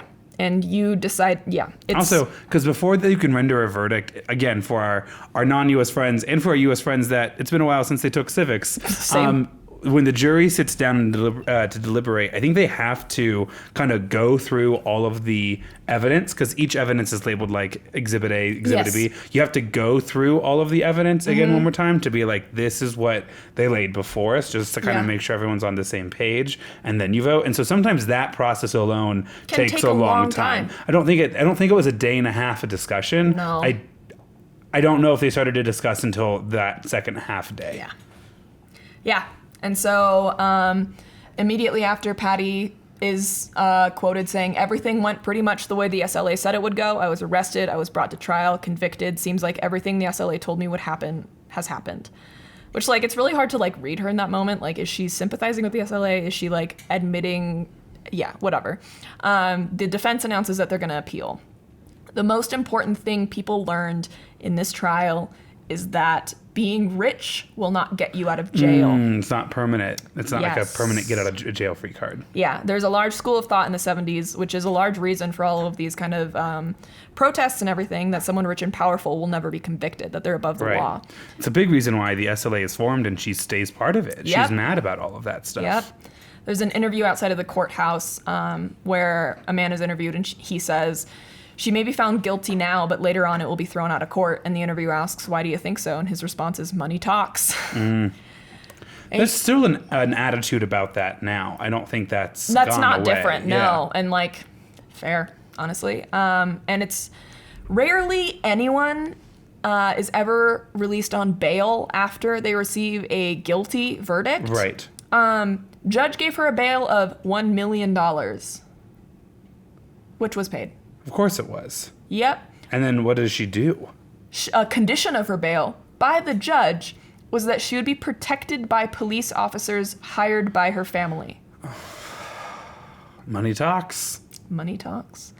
So the lawyers kind of help in finding the policemen to be her new guards. Okay. The exact force she had been attacking before this. Yep. One of which is Bernie Shaw, and he's recommended to the Hearsts as a guardian. He's considered an exemplary member of the force. He's a family man, married, with kids. You want to guess what happens? They end up in an affair. Oh my God. I'm sorry. There's just like a lot of emotions that kind of hit you all at once. Girl, what the fuck? What the fuck? I thought you hated that kind of stuff. Girl, what the fuck? Also, this man was hired by your family's money and is a member of the police force you were actively attacking. How magnetic is she in person? I don't that she know. Just like bat, like every time. Group. I mean, game recognized game. No, I'm kidding. It's like within a year and a half, you've had 4 serious relationships. Correct. All of which managed to help serve you in some way or the other. In some way. Which, I mean, like, pop off. The amount of relationships I've had that have not served me. Yeah. The amount of relationships I'm still getting over that have not served me. No, I mean, she's a bad person. But she's also, a bad person. At the same time, like my favorite saying, a broken clock is still right twice a day. A bad person who manages to never miss when she shoots a shot. Yeah. Yeah. So she ruins one more family. Oh, not yet. They're just in an affair right now. Okay. I'm going to stop this and replace the battery really quick. I could stretch real quick. Okay, Oh. cool. This is always so fun because it's just, again, not something that I have spent a lot of time dabbling in. I just love a gin fizz, an old fashioned, like, scratches the itch genetically. But I hear my friends talk about it. I'm like, wow, that sounds awesome. Not for me, but that sounds so great. One time I was trying to get into music production for a while, and I like made this acquaintance. It was like my friend's boyfriend's sister or something, Always. and she's into music production. And I was like, how do you figure out, like, there's so many different sounds, and like I can't like keep track of all of them and like when I want to use them. And she was like, oh, here's my advice. Just get really high and just play around with it for like several hours, and before you know it. Jacob, are you listening? Jacob? I was like, oh. I don't think we've actually plugged it yet, and I don't know how much of this is going to get kept. Do you know Jacob's on Spotify? No. He is on Spotify as Harambe. Harambe. Harambe. Christ. I love What's my that. favorite one? This is my favorite one. We're going to play just a couple seconds of it. You'll recognize it. Oh. I wonder if any of this is trademarked. Sorry, Jacob.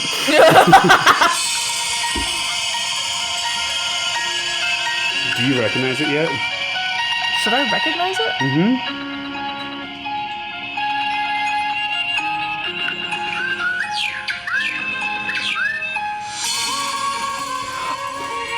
Oh my god. You gotta stop playing that right now. I love it, though. I know, right? I know. Yeah. That's a smidge. That's good. So good. Yes. Harambe on Spotify. Check him out. He's great. He's one of our good friends. I love that. I might actually need to text him to ask for permission to share that part out loud. But Yeah. I don't know if I've ever seen him have like a strong opinion about anything ever. No. And he deserves some love. He has some. He has a does. bunch of songs on there. He's great. funny. He's Okay. fun, and it's his hobby. And his hobby room is music sampling, things like that. Yeah. Yeah. Okay. So Patty Hearst, where we just Where were. were we before that very strange but fun little Yeah, break? she got the guilty verdict, 7 years, but then got out Right. on a $1 Bail. million bail with some fucking condition that she needs to be protected 24/7, and now she's in love with her protector. So she's just not even in jail at all? No. Oh, she never spends a second in jail? She was held in jail like before the trial, But then she's just on like house I arrest? guess. Yeah. Okay. Yeah. So, Mel's Sporting Goods. That's the next trial. The one where she was openly shooting at a bunch of people Yeah. with a semi and then fully automatic weapons. So Bill and Emily Hearst were sentenced for 6 years, a year prior to Patty ending up going to trial for it. For the Mel shooting one now. For her Yes, second trial. For her second Okay. trial. It's important to note they were not tried for Hibernia Bank because there's no evidence they were in the bank. Bill and Emily were in the Yes. bank. And I don't remember if they were both getaway drivers, but I do remember that at least one was. And so I think that's true. But there is no evidence that they took part in that at Okay. all. So there's no way that they could be tried. Anyway, they received their verdict for the Mel's Sporting Goods store shooting August 9th of 1976. May 9th of 1977, Patty goes to trial for the Mel's Sporting Goods store. The defense lawyer says that the case was a nightmare and could not be won. The defense trial says Yes. that? Okay. Yeah. The likelihood that Patty was guilty of all the same things, the likelihood was that Patty was guilty of all the same things the Harrises were and the assault with a deadly weapon. Because they've already gotten some of them for the crime. So you've established the severity of the crime and the guilt of the people involved. And also, Patty now has a criminal record because she was found guilty Yup. of something earlier. Yep. So you can't argue it's out of her nature. And she's the only person that shot a weapon at this Right. fucking shooting, so she should get a heftier sentence than Bill and Emily that didn't shoot a And deadly weapon. They got, what, 6 years? 6 years. Okay. Patty Hearst pleads no contest, and it could have been 15 years to life. Oh, wow. Yep. The Hearst family, however, removed the judge, which had sat for Bill and Emily's trial and knew the case and the evidence. And Patty's sentence was a 5-year probation with no jail time. Are you fucking kidding me? Nope. How do you remove a judge? Money? I don't know. They put like the right pressure on the right people and they got a different judge to do it? Yep. Isn't that infuriating? And it absolutely underpins. It's extra hypocritical because Patty's so angry at like the corrupt system, and then immediately turns to it when she wants to. When she gets help. As soon as she's done playing revolutionary and she wants to get off for some of this stuff. And I'm sorry, maybe that was overly critical, but that's now how it comes off. Right, that's what she's now done. 100%. She played revolutionary, and then she got caught and abandoned every single one of those principles to get off, to avoid any Yep. consequence. Yep.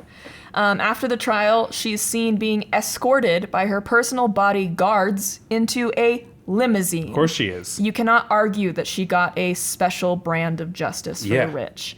The class privilege she rejected while an urban guerrilla, she is now embracing it because it's protecting her. And now the next thing to go to trial is the kidnapping. They need Her own kidnapping? Yeah, she doesn't go to trial for it. Bill Okay. and Emily go to trial for it. They need to convict someone of the kidnapping. 6 of the SLA members are dead, so it's just down to Bill and Emily. They offer them a plea deal. Essentially, what they think happened is that the Hearst family does not want the spotlight on Patty anymore. Sure. So they're trying to get the lawyers to offer a plea deal so that it'll never go to trial. Right. And so the plea deal that they start out with, real strong, life without the possibility of parole. Oh. I mean, I know that you start off with your most extreme position to give you negotiation That's it. room. That's like the death penalty and then that. Like that. Those are the... Here's what we're thinking. Die in prison. How does that sound? Does that sound okay? Does that sound good? And then in exchange, we get to protect the reputation of our daughter. Yeah. Who's now our daughter again. That sounds good, right? That sounds really good. They say fuck What no. do you mean they have a counter offer? They just essentially keep saying fuck no. They're like, we don't care about your daughter. We'll take this to trial. Right, like, exactly. Bring it down. Right. If we're going to go to jail for this, then the thing we want to do is make sure that our former friend and comrade and person who engaged in all of this stuff with us experiences some kind of retribution. Exactly. Yep. And so within a month, the deal comes down to how much time do you want to do? I'm gonna write a number and slide it across, and you just let me know if that number works for you.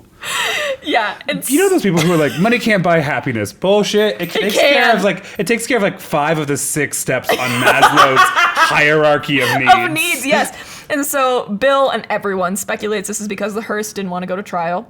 So in the end, they agreed to a 10-year, 8-month sentence with time served. A 10-year, 8-month sentence. Yeah, it's so specific. I don't Okay. know why. But I also don't... Maybe there's like a lower limit for how much they can spend, but they Sure. also got time served, and they'd already been in custody for 3 years. Right. And so... Because they had been found guilty for something else. So Bill admits that he and Emily benefited from the Hearsts desperately not wanting to take this to trial, and he's quoted saying, "Privilege does a lot, man." Yeah. Yeah, it does. Imagine your privilege being so profound that you protect your kidnappers. Right. Fucking bananas. So what's the last thing that goes to trial? The Carmichael bank robbery. Good. During the Hibernia bank robbery trial, Charles Bates, who's an agent at... Why did I write that down? Oh. During the Hibernia bank robbery trial, there's a man named Charles Bates. He's the agent in charge of the FBI at the time. He reaches out to the Patty's defense team and says he is willing to recommend immunity from prosecution for Patty for the Carmichael bank robbery if she makes herself available for questioning by the FBI under use immunity, which is immunity from prosecution. So you tell us all the secrets, and we won't get you for the horrendous crime Murder you committed. you were a part of. And she doesn't take it? No, she takes it. So Here's she's where it gets protected fucking from it. funny. Here's where it gets really fucking funny. During this interview with the FBI, she says she testifies. Apparently, at this point, it would be her and Steve essentially that are going up for trial. The Carmichael trial. Yeah, because Emily is also facing trial at some point, but it doesn't happen until much later. Bill was not in the bank. I'm not even sure if he was a getaway driver. Yeah, but Patty testifies that Steve was not in the bank. This is backed up then by Bill, that he was not planned on being in the bank. However, witnesses in the robbery claim that they saw him among the robbers. And so, if you're the FBI, you have a statement from one of the perpetrators, and like 2 of the perpetrators, Right. saying Steve was not in the bank. However, Patty has been on the stand, fucked up her own trial horrendously. Right. And then you have eyewitnesses that are saying something else. You can't use both. Right. So what do? Use the eyewitness. So Patty gets all of the benefits and has to do none of the testifying. That's okay. So everything breaks her way. Everything. It's breaks why away. she's able to be interviewed. And does she get married? I'm sure she gets married and has like kids and stuff. It's why she's able to have this normal life after 2 years of violence, of intentionally terrorizing people. Yep. All of the physical evidence 100% backs up Patty's account to the FBI, but they could not rely on her. Either way, Patty wins.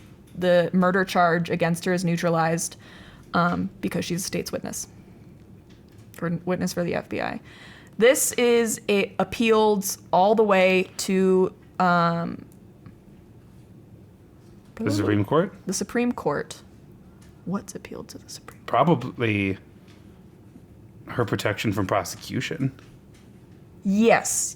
This is appealed all the way to the Supreme Court, which refuses it. Patty turns herself in to the federal prison at Pleasanton, California. So she does spend some time in jail. Okay. At this point, she asks her 2 defense attorneys to find a divorce lawyer to join the team. Yep. And then the divorce lawyer fires the 2 defense attorneys. The ones Johnson and Bailey. Yes. Okay. The 2 that had been there with her. The 2 that had gotten her use immunity. The 2 that had, like, stood with her for the last 3 trials. Why do you think she needed a divorce attorney? Is she trying to get her bodyguard divorced from? Yep. Of course she is. Yep. And she really does just get what she wants throughout most of this story. Yep. So she gets this lawyer so that her lover could divorce his wife and marry her. As she's on her way to prison for a couple of years? Mm-hmm.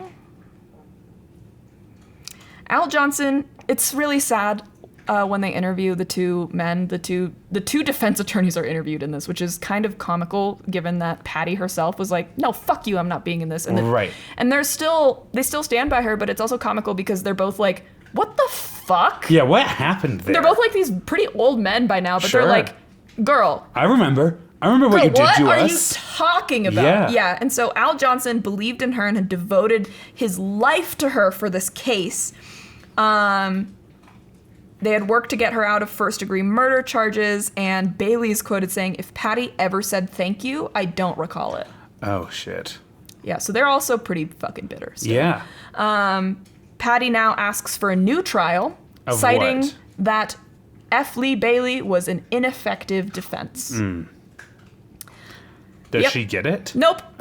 Al stands by Bailey and was like, no. He was fully capable. He was fully capable. It was rejected. Patty lost. Patty was trying to get Carter to commute her sentence, focusing on her as a victim. Jimmy Carter? The president? Yep. Okay. Focusing on her as a victim, she doled out interviews in Life magazine, etc. Her family owns a fuck ton of news outlets, Right. so she gets a bunch of people wanted to interview her. interviews or had to. everywhere. Ronald Reagan endorses her plea to get her sentence commuted. This was all great, but it wasn't really working until one critical thing happened. What do you think? And it wasn't anything related to Patty Hearst. It was something that happened around this time that might help her in her brainwashing case. Oh. Is it the American hostages in Iran? No. Jonestown, baby! Wow, the 70s really was actually an insane Fucking time. nuts! An insane time. Sorry, different hostage situation gone wrong. Absolutely different hostage situation. Yeah. So Jonestown happens. Jonestown happens. And it changes Americans' perception. Yeah, I'm gonna go through like a really quick rundown of Jonestown. I imagine I'll do an episode on it sometime. Basically, it's a cult. It's a very religious cult. The guy was kind of losing grips on it, and so he moves the entire cult down to South America. And there's some complaints that reach back up to the U.S. that are like, they're in hospitable conditions, which is true. And we're not being allowed to leave. Yeah, it was forced labor. They have our passports. They have like all of the money that we've ever like earned. We can't do anything. And so Congressman Leo comes down to check on them, right. And basically everything seems fine. There's video of that. They're all dancing, having a great time. He tries to leave. A bunch of the Jonestown members come up to him as he's leaving, and they're like, we would like to leave. Take us with you.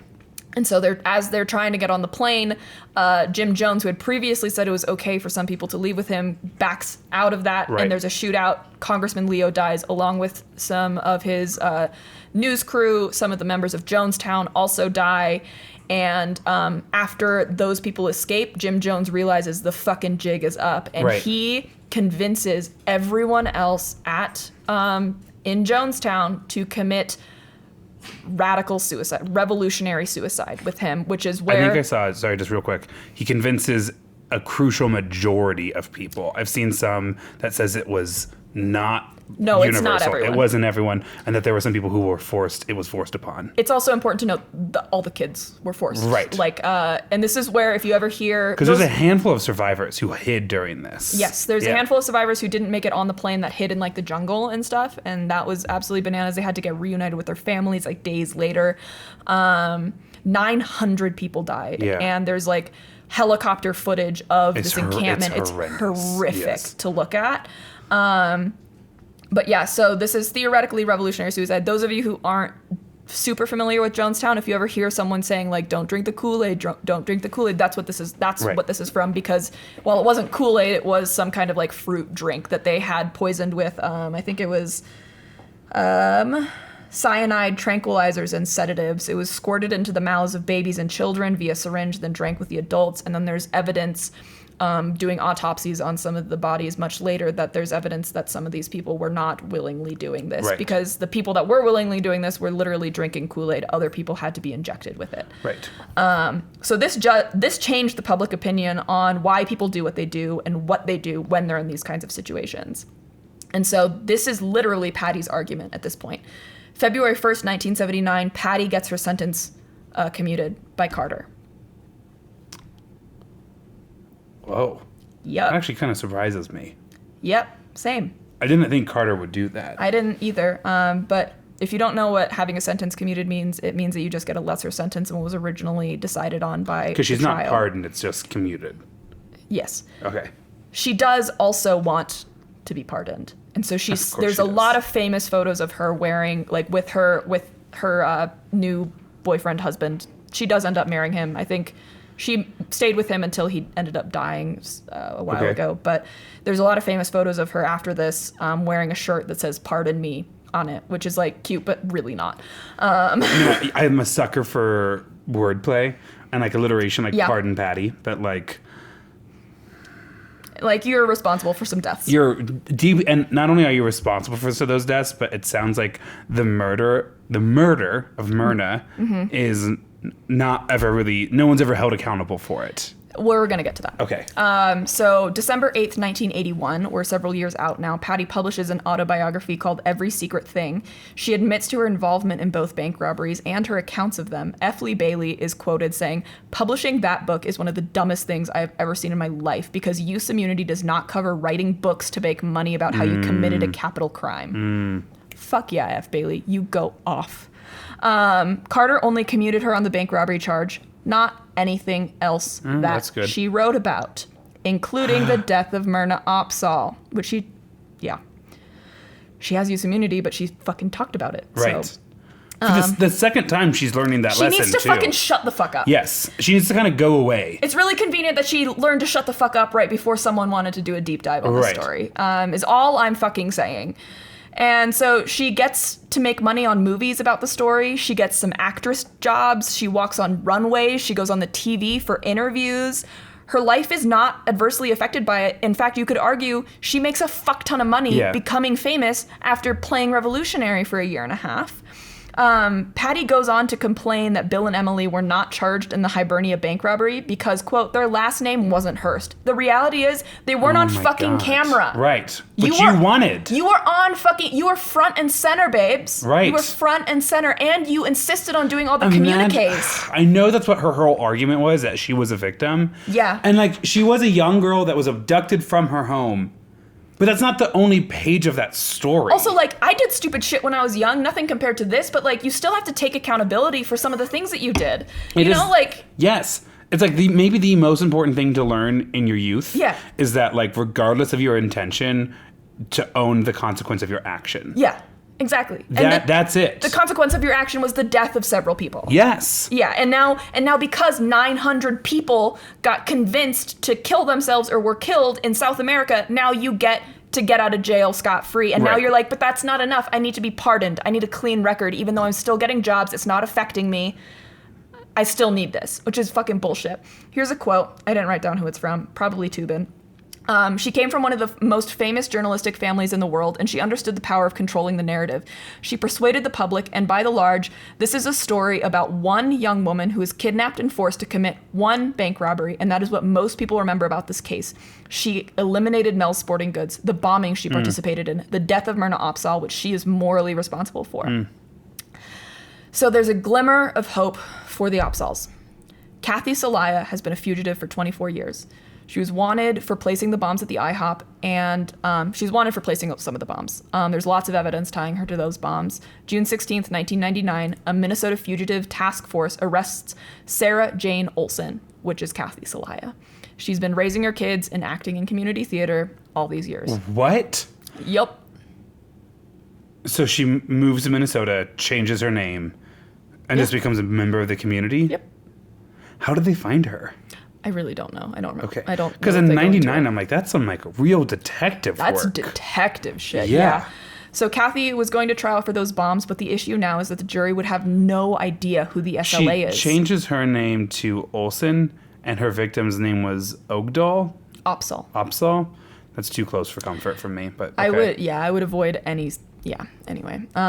So the jury that she's gonna face trial in front of has no idea who the SLA is. They're not familiar. It's been a bit of a time. It's been now. a time. Yeah. So they start looking for the other crimes they committed. What else can we bring into this to create like a scene of the other crimes that these people are like right. are to paint a professional picture criminals. of the type of people they are. Yeah. So they're asking the FBI agent. The interviewer says, "What did you find?" And the guy says, "We were overwhelmed." Oh. Myrna Opsahl. Myrna's son, John, makes it his mission to get justice for his mother. Good. Yeah. And so January 16th, 2002, Bill Harris is arrested for the murder of Myrna Opsahl. At this point, he had done his time, and him and Emily had split, so he had started a family. This is sweet. Not sweet because Emily technically is a criminal, but she and Bill split, and she married the woman that she'd had a long-term relationship with. Emily did? Mm-hmm. And then she kind of like fades away? She still faces prosecution for this because the death of Myrna Opsahl has never really been prosecuted. But she's not putting herself in the news in the way Bill and Patty are. Yes, okay. Yes. She's still alive. She was not interviewed in the doc.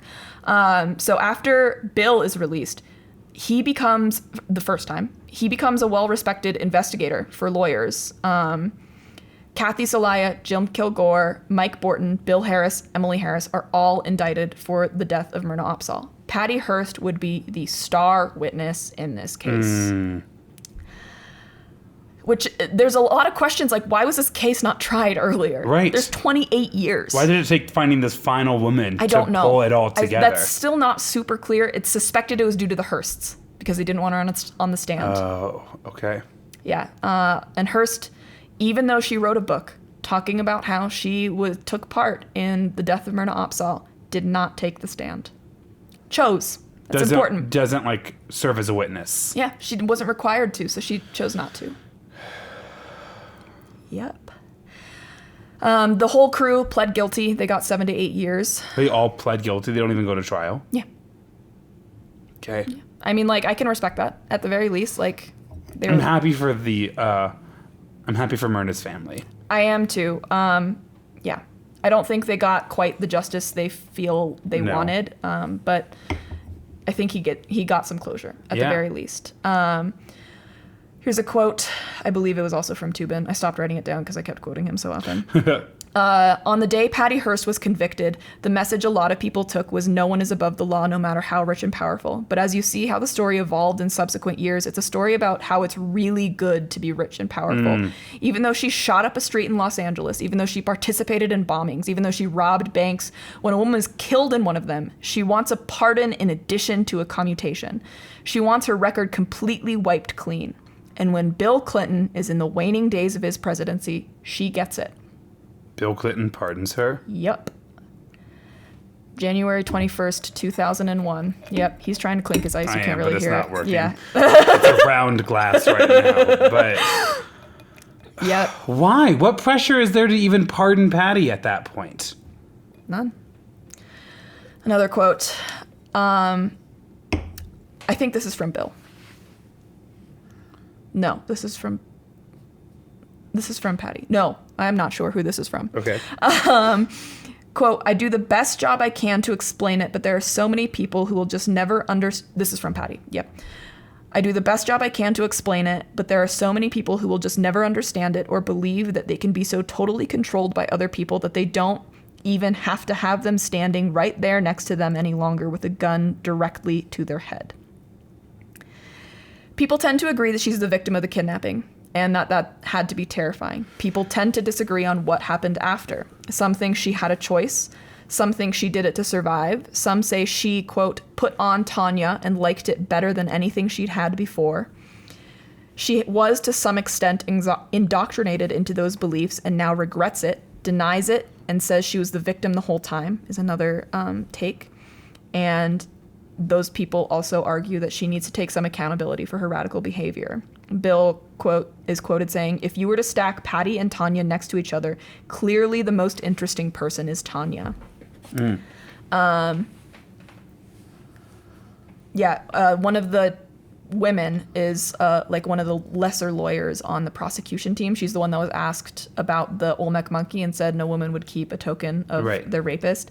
She said she was asked much later about what her opinion is on Patty Hearst, and she said, quote, I think she's water. She takes the shape of the glass she's poured into. Here's another quote from Bill. She's privileged enough to fool everybody, I bet is what that meant. She's privileged enough to something everybody, epitome of an entitled person. She could even become a terrorist and a bank robber and still get on with her life. It's quite amazing. America is a funny place. Yeah, she's a bank robber. She's a murderer. She's an author. Is she a mother? Does she have kids? She's a mother and a grandmother. She's a convicted and then pardoned felon. Yep. She has a really complicated legacy, one that would maybe be less complicated if after she serves her time, she fades away into the comfortable life of being part of the Hearst family. Yep. As opposed to insisting that she stays part of the narrative. Yep. And here's a few final quotes from Toobin. Toobin calls the presidential actions on Hearst's behalf an example of, quote, wealth and privilege in action. The fact that she got these 2 presidential gestures of forgiveness is the purest example of privilege on display that, frankly, I've ever seen in the criminal justice system. She had multitude of opportunities to escape over a year and a half. She went to the hospital for poison oak, and she could have told the doctor, oh, by the way, I'm Patty Hearst. She was caught in an inaccessible place while hiking in the forest. Rangers helped her out, and she could have said, oh, by the way, I'm Patty Hearst. She didn't escape because she didn't want to escape. She was part of a group, and after she was arrested in September of 1975, she responded rationally then too. She said, yeah, I don't want to be a part of all this lunacy anymore. I recognize that my family loves me. I recognize that I want to go back to my former life, and that's the position she took at that point. I don't say any of this in an accusatory way, this is 40 years ago. I'm not trying to convict Patty Hearst. I have no axe to grind in this story, but I think it's a more convincing, clear way to look at the story that she was a rational actor throughout, rather than these basically silly concepts that are imposed by journalists, rather than looking at the actual facts of the case. And then quickly, where are they now? Emily Harris declined an interview in the docuseries. After her release, became a computer consultant for Hollywood studios, is now retired in California with her partner, never charged with any of the bombings. Kathy Salaya also declined an interview. She was released in 2009 after serving 7 years. Jim Kilgore declined interview, captured in South Africa in 2002 after 30 years on the run. They found him in South Africa? Yeah. Crazy. Whoa. He was released in 2009. He now teaches at the University of Illinois at Urbana. As what? Dude, I don't know. I don't know what How his do background. all of these people have such insanely good careers after the... Okay, continue. Yeah. Wendy Yoshimura declined interview, convicted on explosives and weapons charge, spent 6 months in prison, is now an artist in California. Josephine Salaya was never charged with any crimes. That's all they said about her. Steve Salaya continued painting houses until his death in 2013. Russ Little and Joe Ramiro were the 2 that went to jail at the very beginning of the story. Russ Little was convicted... his conviction for murdering Marcus Foster was overturned in 1981. He lives a quiet life with his family. It was overturned? Because he wasn't the murderer. Okay. He was convicted as if he was. Joe Ramiro is still serving life for the murder of Marcus Foster. He's up for parole in 2019, so I don't know what happened after that. Patty Hearst declined an interview multiple times. She's still married to Bernard Shaw until he died in 2013. She has 2 daughters. and now raises dogs to compete at the Westminster Kennel Club dog show and is quite famous doing that. Quite popular. And that's the story of Patty Hearst. What the fuck? She raises competitive show dogs now? Yeah. It's like, which is like so much more of a slap in the face than I want it to be. It's so like tiring. Like this woman is, that's, what? Yeah. What? To a certain degree, it makes sense. Yeah. I think, like, in a weird way, as you sit with that information for a second, you're like, what else would she that would be do? that would be a career for a type of person like this. Yeah, it's not like she had to work. Okay. So when I asked you about what you know about Patty Hearst initially, he said something about the Hearst family and Stockholm Syndrome. Yeah. What do you think now, Grant? I don't think that's much of a mystery. I think I am a lot less... I don't know how much of the Stockholm story I buy anymore, including if I buy any of it at all. I think I am aware enough to know that I rarely know everything. Yeah. And so I don't know what a human does when you are 18 and you are kidnapped because you're wealthy or you're related to wealth. I don't know what that would do to a brain chemistry. I do think at a certain point you need to look at how your actions are impacting others and decide if more or less of you is needed in that situation. I think it's a perspective that Patty Hearst sorely missed throughout most of it. Yeah. She, by her own admission, hurt loads of people, regardless of what state of mind she might have been in at the time. And then it feels pretty clear that the connections that she was so against, at least in theory, at least while brainwashed, the connections she was so against, she was then so eager to use to get out of trouble, which she did. I want to read one last statement from Patty. This is in response to Tubin's book getting published without her interview and the CNN docuseries that I used as my primary source going live without her being a primary source. And that docuseries, I think, was released in 2018 or so. So this was around this time. She says, "This past weekend at the Golden Globes, so many strong women put together an incredibly moving testimony to the fact that times are changing. I am so grateful for people like Reese Witherspoon, America Ferrera, and Eva Longoria, who have taken a stand for women everywhere. When Oprah gave her acceptance speech, it moved so many of us." She said something lived... Reci? R-E-C-Y? I don't know. So-and-so lived as we all have lived, too many years in a broken culture... lived as we all have lived, too many years in a culture broken by brutally powerful men. For too long, women have not been heard or believed if they dared to speak their truth to the power of these men, but their time is up. That hit home for me more than you can imagine. It's no secret that I was abducted, raped, and tortured at 19. What followed was a series of events that were the distinct result of a child having been destroyed both inside and out. Over the years, I've been approached many times to discuss my ordeal, and I have answered many questions. I have spoken the truth about my experience and even wrote a 499-page book where I lay it all out, as painful as it was to relive. Each time I do, it puts me back in the nightmare, which, as you might imagine, is deeply painful. This is why for the last several years I have declined to answer any more questions. It was very hard on me and not something I want my daughters to be reminded of. When approached by Jeffrey Toobin in what can only be construed as an incredibly arrogant and egotistical fashion, he stated in an email that I should talk to him, saying, "You've written your own book and given many interviews." Yet he continued with, "It would be in your best interest to talk to me. I'm a high-profile writer. This book will get a lot of attention. It will be seen as the last word on the subject." It was offensive to me that a man would have the audacity to tell a woman that he would have the last word on her trauma. Naturally, I declined this request. Oh, there's more. Jeffrey Toobin's unauthorized book, American Heiress, which cites one of my kidnappers as its main source, romanticizes my rape and torture and calls my abduction a rollicking adventure. This project is attempting to rewrite history and directly flies in the face of the present #MeToo movement, where so much progress is being made in regard to listening and providing a voice to those who have suffered abuse. I am further saddened and appalled that Fox 2000 agreed to finance and produce a movie based on Tubin's book with a similarly themed screenplay, also written by men, and that CNN has agreed to continue to perpetrate a one-sided dialogue romanticizing my torture and rape by hosting a podcast and docuseries through Tubin's distorted lens.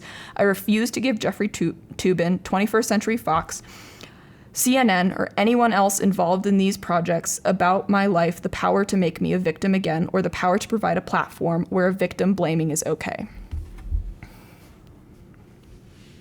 But the problem, one of the first things that stuck out to me is when she talks about power. What it feels like you find out over the course of the story is her understanding of power is the ability to use violence. Mm-hmm. That to her power is violence. That's the whole point of the SLA, is that violence is used to shift power, and that the violence that they are willing to commit is their power. And it reminds me, did you ever watch the movie Women Talking? Mm-mm. It was based in a book too. I have seen like clips and stuff of it. The premise is women in like an Amish Mennonite community are thinking about leaving. Yes. And it's a conversation that takes place over the course of a day when all the men in the community are gone. Yeah. And there's a certain line that sticks with me. And it's that the men in the community were teachers of what it meant to have power, and the young boys were excellent students. Yeah. And that the purpose of power in that community was to have power over someone. That's what the purpose of power was. Mm-hmm. And that there's, so much more to it. You can't summarize Women Talking in like 10 seconds. Yeah. But that too is what I kind of get from this long story, is that her perception of power is the ability to commit violence and the ability to have control over a situation or something or someone else. Yeah. It's not like the doer of good power where it's like, and then we use this to like help house some of the people in the like insanely cheap housing that we're finding, or like, there's a whole bunch of unethical stuff that like banks do, and that's who we were targeting, and we were trying to like underpin certain things, or it's like, it was literally like, we want to set the spark that starts the revolution, right. And we're going to do that by committing acts of violence. Right. What if we killed every person who was trying to have breakfast at IHOP one morning? Like that's she what loses power her was. whole argument when it comes to the bombings, right? Because that's like, at the beginning, it's like Sing-Q doing the like give food to the needy, and yes, it doesn't pan out, and like then they commit the bank robbery to continue their act, and it's like, I don't love it, but I can understand where that train of thought leads. Right. But as soon as you get to just like random ass acts of like shooting up a store, right, for no real reason, other than to get your buddy out of it, when theoretically he's just going to get charged with like a shoplifting, right. If you guys hadn't already caused insane violence. Yeah. And then you get to the bombings where you're placing bombs just like in random ass police cars. Yeah. And it's like, it also makes me really mad that she really clings on to the idea that like this whole women and men dichotomy, and that the reason she's saying no is to take back control of her story when she was given the opportunity to do that. And I don't want to say that Jeffrey Toobin is innocent in all of this by any means, because I don't know how he approached her. I don't know what that interaction was actually like, or if he's actually a jackass in real life. Right. But like, for you to then say that no one else has the right to this story because it was traumatizing to me, and now I get to decide that this narrative does not get to progress. Forget all the people I hurt. I was hurt, and thus I get to be the one that decides if it gets talked about. If it gets talked about, needless to say, even if you were brainwashed, this now becomes a huge case for the psychoanalysis of victims. Right. You don't get to decide that. Well, brainwashed or not, there were other people that were hurt and traumatized. And like the Opsahl family, which you decided to do nothing about. Right. You had the power to do something about. It also rings so hollow, the idea that like she is powerless over the story, over the narrative, when she has so much influence over the story that she actually probably has undue influence over other people's versions of the story. Yes, exactly. Because even when I knew about the story, I knew that she got kidnapped. Right. And I knew that she ended up switching sides. I didn't know anything else about it. Right. And certainly didn't know about the shootout, didn't know about the bombings, didn't... And it's very convenient that she chose to amplify this story when she's trying to get the attention of the presidents to get her sentence commuted and to get pardoned. Events that, by the way, at least in theory, when she was asked about on the stand after deprogramming, as her defense attorneys called it, she chose not to talk about it at all, not to explain away or anything, just refused to acknowledge the papers that was in front of her. Yeah. What are the pictures you have in front of me? Oh, this is her in the Pardon Me shirt with her new husband, Bernard Shaw. Okay. This is her before the kidnapping with Steve Weed. He just looks like his name is Steve Weed. He does. Yeah. Steve Weed looks like a really nice guy. Yeah. She's very stylish in the Pardon Me shirt, but yeah, very stylish. Yeah. This is a very famous picture of her in front of the SLA Cobra holding her gun. Is this during her time in the SLA? Yes, this is around the time of the bank robbery, I think. That's which one? The first one. Okay. That's an intense, insane gun, by the way. Yes. It's not a handgun. This is the... picture of her. Yeah, at the Hibernia bank robbery.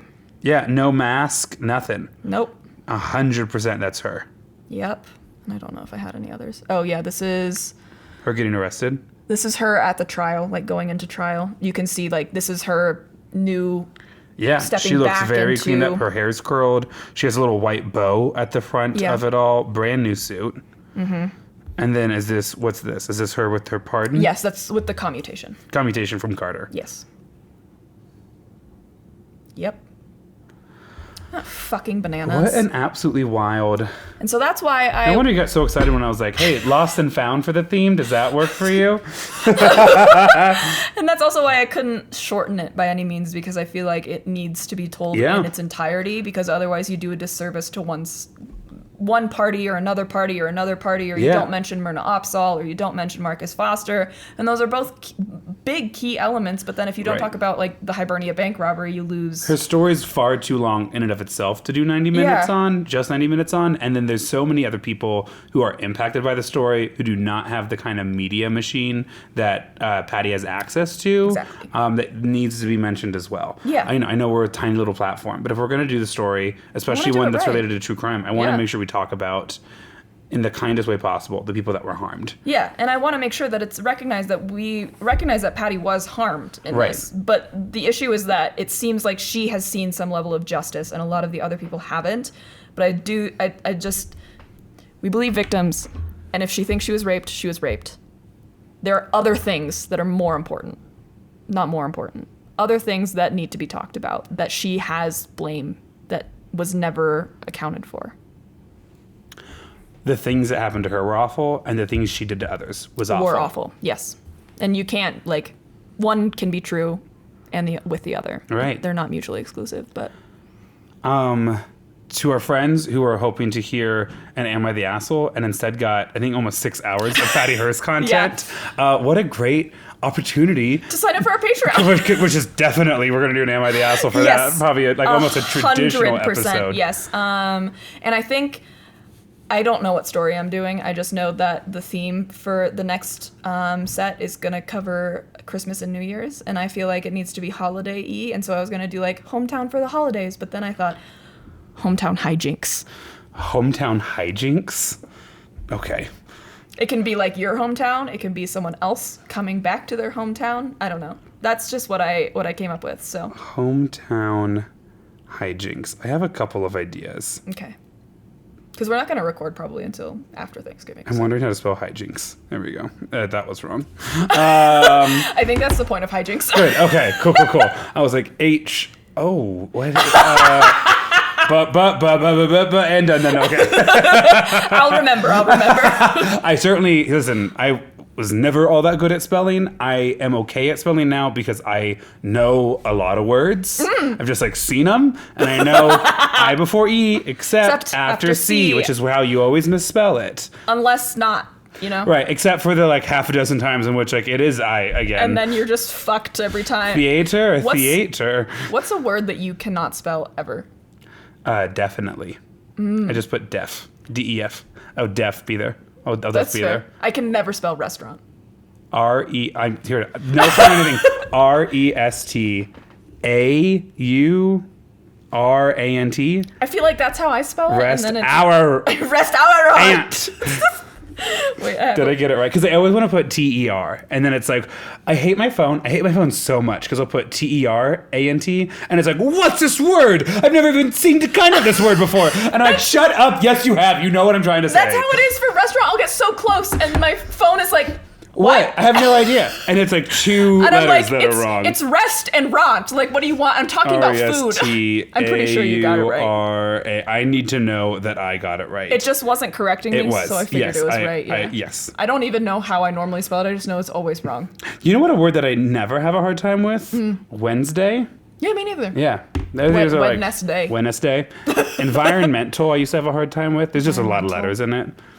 Grocery, I never have a hard time with, but I do have a hard time saying it sometimes. It's like one of those words that is always a sound. It's never a word. Listen, only bad girls with speech impediments and upset stomachs are, I don't know. I think I put bad girls too early in that. Yeah. All right. Well, sorry the story was a little sad. I did laugh every time they fucked up because it was pretty fun. Every time anyone fucked up. The police, the SLA. That is the duality of this podcast, though. Is Everyone sometimes fucks up. you're going to have like a, oh my God, that was such an interesting story. And then sometimes you're going to be like, that was tremendously sad. Right? Like, I think this was your Mary Shelley. Yeah. Like that was for me. Yeah. But then also between these episodes, we've had some real fun stuff. We had Out on a Limb. Right, Out on a Limb. I'm so excited to listen to that on my drive back from Thanksgiving. Have I sent it to you yet? No. Oh, okay. I finished. I'll send I would it to you. love to listen to it. You also sent me a little video the other day, but it came in really small, and it was on Saturday, and like 100 other things were happening. I am not the kind I just sent you the cat hair video. Oh, can you send it to me again? Yeah. Because it was super compressed. I edited it into a reel. I'll send you that one. Dope. Yeah. When are we publishing it? Great. I mean, The week before. girly, I don't know. The week before Thanksgiving? The week after Thanksgiving? I don't know. We've gotten a couple of these. Please share hilarious stories with us via Instagram and email. We read them, we share them with each other. We've gotten a couple, but I don't think this was the episode to share them on. Catch them at the start of the next one. Yeah. And you know how to find us. It's wellilaughdpod@gmail.com. Yeah. It is Well I Laughed on all social medias, basically. Catch us on YouTube, write to us, and check out the Patreon for more additional stuff to help make a lot of this stuff work. We upgraded our game slightly and are back in the red, baby. Hey, hell yeah. Nice. We are not good planners. And by we, I mean I.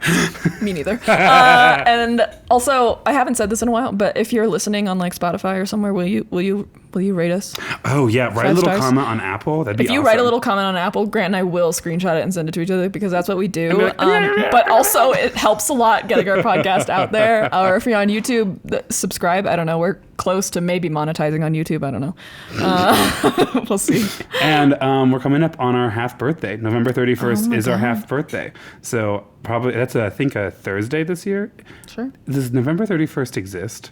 No, it doesn't. No, it doesn't. Okay, so November 30th will be our half birthday because May 31st was our. Yeah, was our. I caught it before I was too embarrassed. That's true. Oh no! I wouldn't have thought of it. Full 1 week after Thanksgiving is our half birthday. Hell yeah! I'll be maybe recovered from the body weight of mashed potatoes that I've consumed. I won't recover from that until February because it goes Thanksgiving and then boom, Christmas right away. That's fair. And I have no self-control. I realized that I was like so bloated after Friendsgiving. I was like, man, I need to like track my macros just to see what like I'm fucking putting in my body. I have zero interest in tracking that. Well, then I was like, next week's Thanksgiving, and then after that's Christmas, and then you know what? I'll start in February. I would rather track my spending at Pride before I track my macros at the holidays. Yeah, I tried one year, didn't go well. What, macros at the holidays or spending at Pride? Yes. Yep. Yep, that sounds right. You save a bunch on food because you don't eat anything. Oh, I eat too much.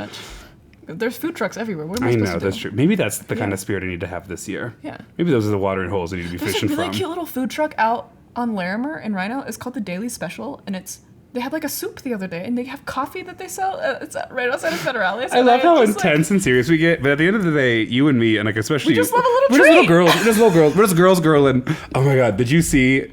We signed off 8 minutes ago, but whatever. We're still going. It's TikTok will have those little sad slideshows together, Yes. and there's one, and I'm just going to use our names instead. Yeah. And it was like the park bench, which was a memorial, was like to Maya. We were girls together. So we're just little girls. We just want some soup. I just want some soup. That's so real. I really just want some soup. Maybe some potatoes. Yeah, okay. Well, find us on Patreon. We're recording that in a couple days. So. Absolutely. In like 48 hours. And early, too, because we have a comedy show to catch afterwards.